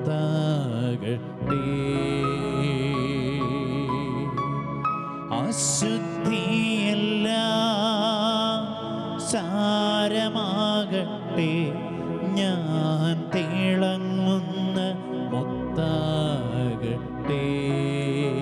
മഹാനായ വിശുദ്ധ ഗ്രിഗറി അദ്ദേഹം പറയുകയാണ്, 540 ജനിച്ച അദ്ദേഹം പറയുന്നത് ഇങ്ങനെയാണ്: ചെറിയ തെറ്റുകളിൽ നിന്ന് ശുദ്ധീകരിക്കപ്പെടാൻ വേണ്ടി വിധി ദിനത്തിന് മുമ്പായി ശുദ്ധീകരണാഗ്നി ഉണ്ട് എന്ന് നമ്മൾ വിശ്വസിക്കേണ്ടിയിരിക്കുന്നു. വിശുദ്ധ അഗസ്റ്റിന്റെ സുന്ദരമായൊരു പ്രാർത്ഥനയുണ്ട്. 38-ാം സങ്കീർത്തനത്തിലെ 1-ാമത്തെ വചനത്തെ വ്യാഖ്യാനിക്കുന്ന അവസരത്തിൽ വിശുദ്ധ അഗസ്റ്റിൻ എഴുതുന്നത് ഇങ്ങനെയാണ്: തിരുത്തുന്ന അഗ്നി എനിക്ക് ആവശ്യമില്ലാത്ത വിധം രക്ഷ പ്രാപിച്ചവർക്കെന്നതുപോലെ ഈ ജീവിതത്തിൽ എന്നെ ശുദ്ധീകരിക്കണമേ എന്ന്. എന്നിട്ട് അദ്ദേഹം പറയുന്നത് ഇങ്ങനെയാണ്, തുടർന്ന് പ്രാർത്ഥിക്കുകയാണ്: കാരണം അഗ്നിയിലൂടെ എന്ന വണ്ണം രക്ഷ പ്രാപിക്കുമെന്ന് എഴുതപ്പെട്ടിരിക്കുന്നുവല്ലോ.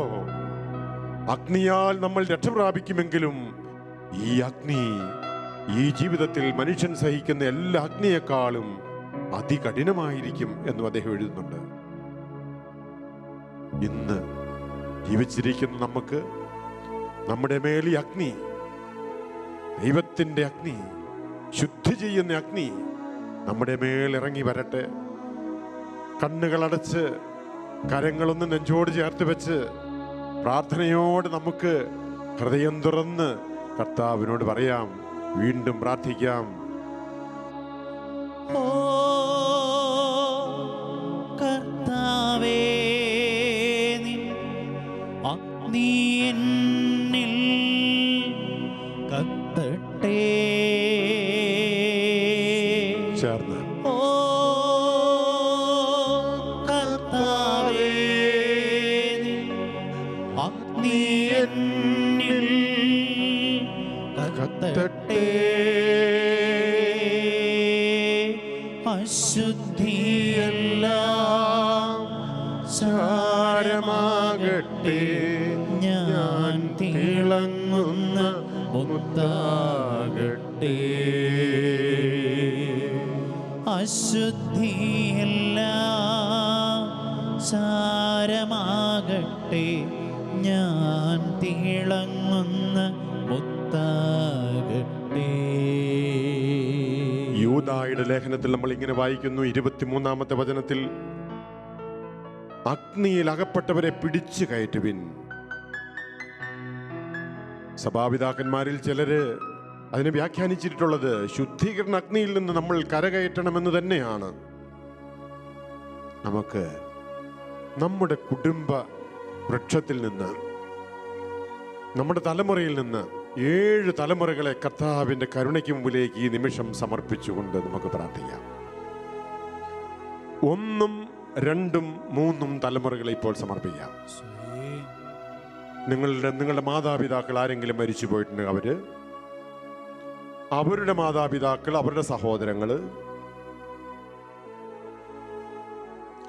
അവരുടെയും മാതാപിതാക്കൾ, അവരുടെ സഹോദരങ്ങൾ, അവരെ നമുക്ക് സമർപ്പിച്ചുകൊണ്ട് ഈ 3 തലമുറകളെ, ആദ്യത്തെ 3 തലമുറകളെ സമർപ്പിച്ച് അവരിലേക്ക്, അവരിൽ ആരെങ്കിലും ഇപ്പോൾ ശുദ്ധീകരണ സ്ഥലത്തിലുണ്ടെങ്കിൽ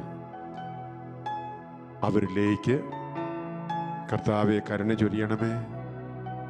ഈ പരിശുദ്ധ കുർബാനയുടെ ആരാധനയും ഞങ്ങൾ അർപ്പിക്കുന്ന വിശുദ്ധ കുർബാനകളുടെ യോഗ്യതകളും ദണ്ഡവിമോചനങ്ങളും അവർക്ക് വേണ്ടി ഞങ്ങൾ അർപ്പിക്കുകയാണ്. ഈ നവംബർ മാസത്തിൽ പ്രത്യേകമായ വിധം അവരെ അവിടുന്ന് ആ ശുദ്ധീകരണത്തിൻ്റെ അഗ്നിയിൽ നിന്ന് എത്രയും പെട്ടെന്ന് അവരെ അവിടുന്ന് കരകയറ്റണമേ.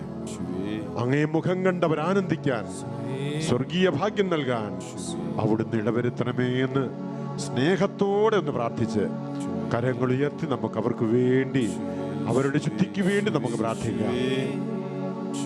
കരുണയ്ക്കായി പ്രാർത്ഥിക്കുന്നു, ഇവരിൽ നീ കനിയേണമേ. കരുണയ്ക്കായി പ്രാർത്ഥിക്കുന്നു, ഇവരിൽ നീ കനിയേണമേ. നമുക്ക് 4ഉം 5ഉം തലമുറയിൽ ഉണ്ടായിരുന്ന നമ്മുടെ പൂർവികരെ സമർപ്പിച്ച് പ്രാർത്ഥിക്കാം. 4ഉം 5ഉം തലമുറകളിൽ അനേക വർഷങ്ങൾക്ക് മുമ്പാകാം, നമ്മൾ അവരെ കണ്ടിട്ടുണ്ടാവില്ല.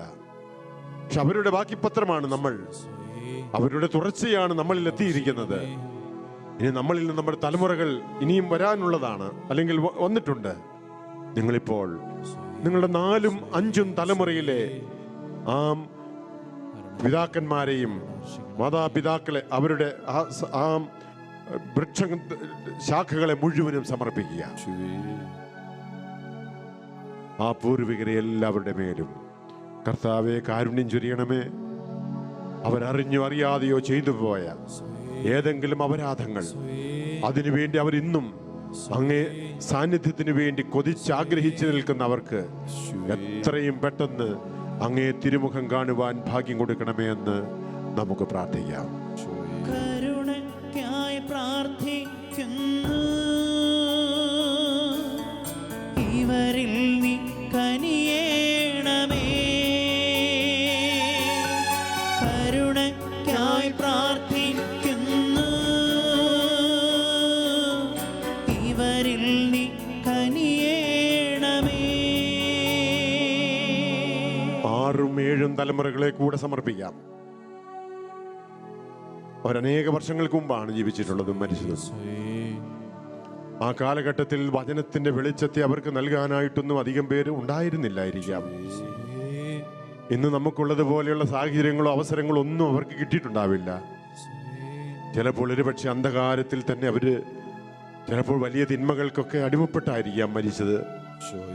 എങ്കിലും ദൈവത്തിന്റെ കാരുണ്യം അവരുടെ മേൽ ഒഴുകി അവരാരും നശിച്ചു പോയെന്ന് നമ്മൾ വിശ്വസിക്കേണ്ട.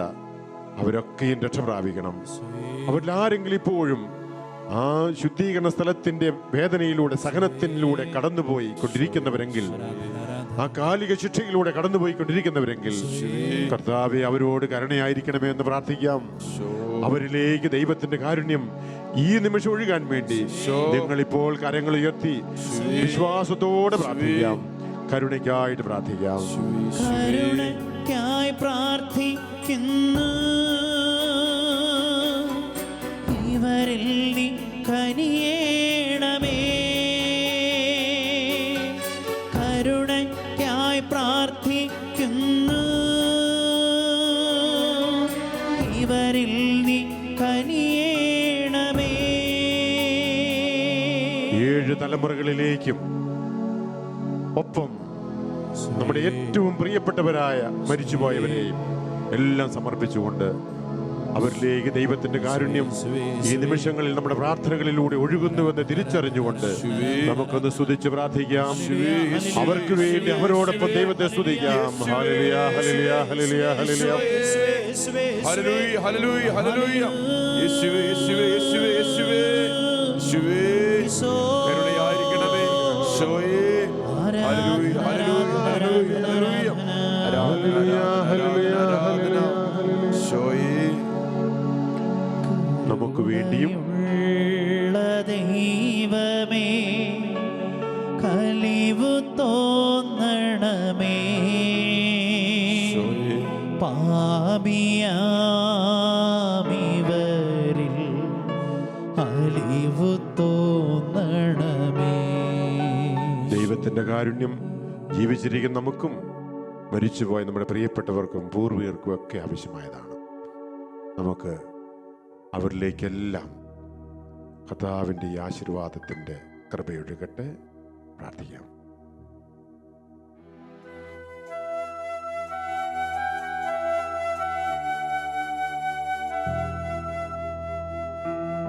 പരിശുദ്ധ ശരീരത്താലും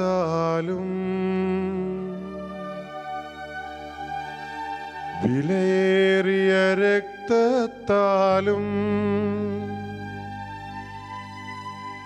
പാപത്തിൻ കറകളിൽ നിന്നും മർത്യനു നീ മോചനമേകി. സകലേശ ദിവ്യകടാക്ഷം തൂകണമേ വത്സലസുതരിൽ നിർമ്മലരാ ജീവിച്ചിടുവാൻ സിന്തണമേ ദിവ്യവരങ്ങൾ. ദൈവമേ നീ പരിശുദ്ധനാകുന്നു. ബലവാനേ നീ പരിശുദ്ധനാകുന്നു. മരണമില്ലാത്തവനേ നീ പരിശുദ്ധനാകുന്നു. ഞങ്ങൾക്ക് വേണ്ടി ക്രൂശിക്കപ്പെട്ടവനെ ഞങ്ങളുടെ മേൽ അനുഗ്രഹം ചൊരിയണമേ. പരിശുദ്ധ പരമ ദിവ്യകാരുണ്യേശോയ്ക്ക് എന്നേരവും ആരാധനയും സ്തുതിയും പുകഴ്ചയും ഉണ്ടായിരിക്കട്ടെ.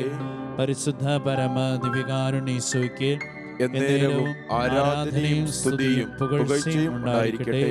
നിത്യസ്തുതിക്ക് യോഗ്യനായ പരിശുദ്ധ പരമ ദിവ്യകാരുണ്യേശോയ്ക്ക് എന്നേരവും ആരാധനയും സ്തുതിയും പുകഴ്ചയും ഉണ്ടായിരിക്കട്ടെ.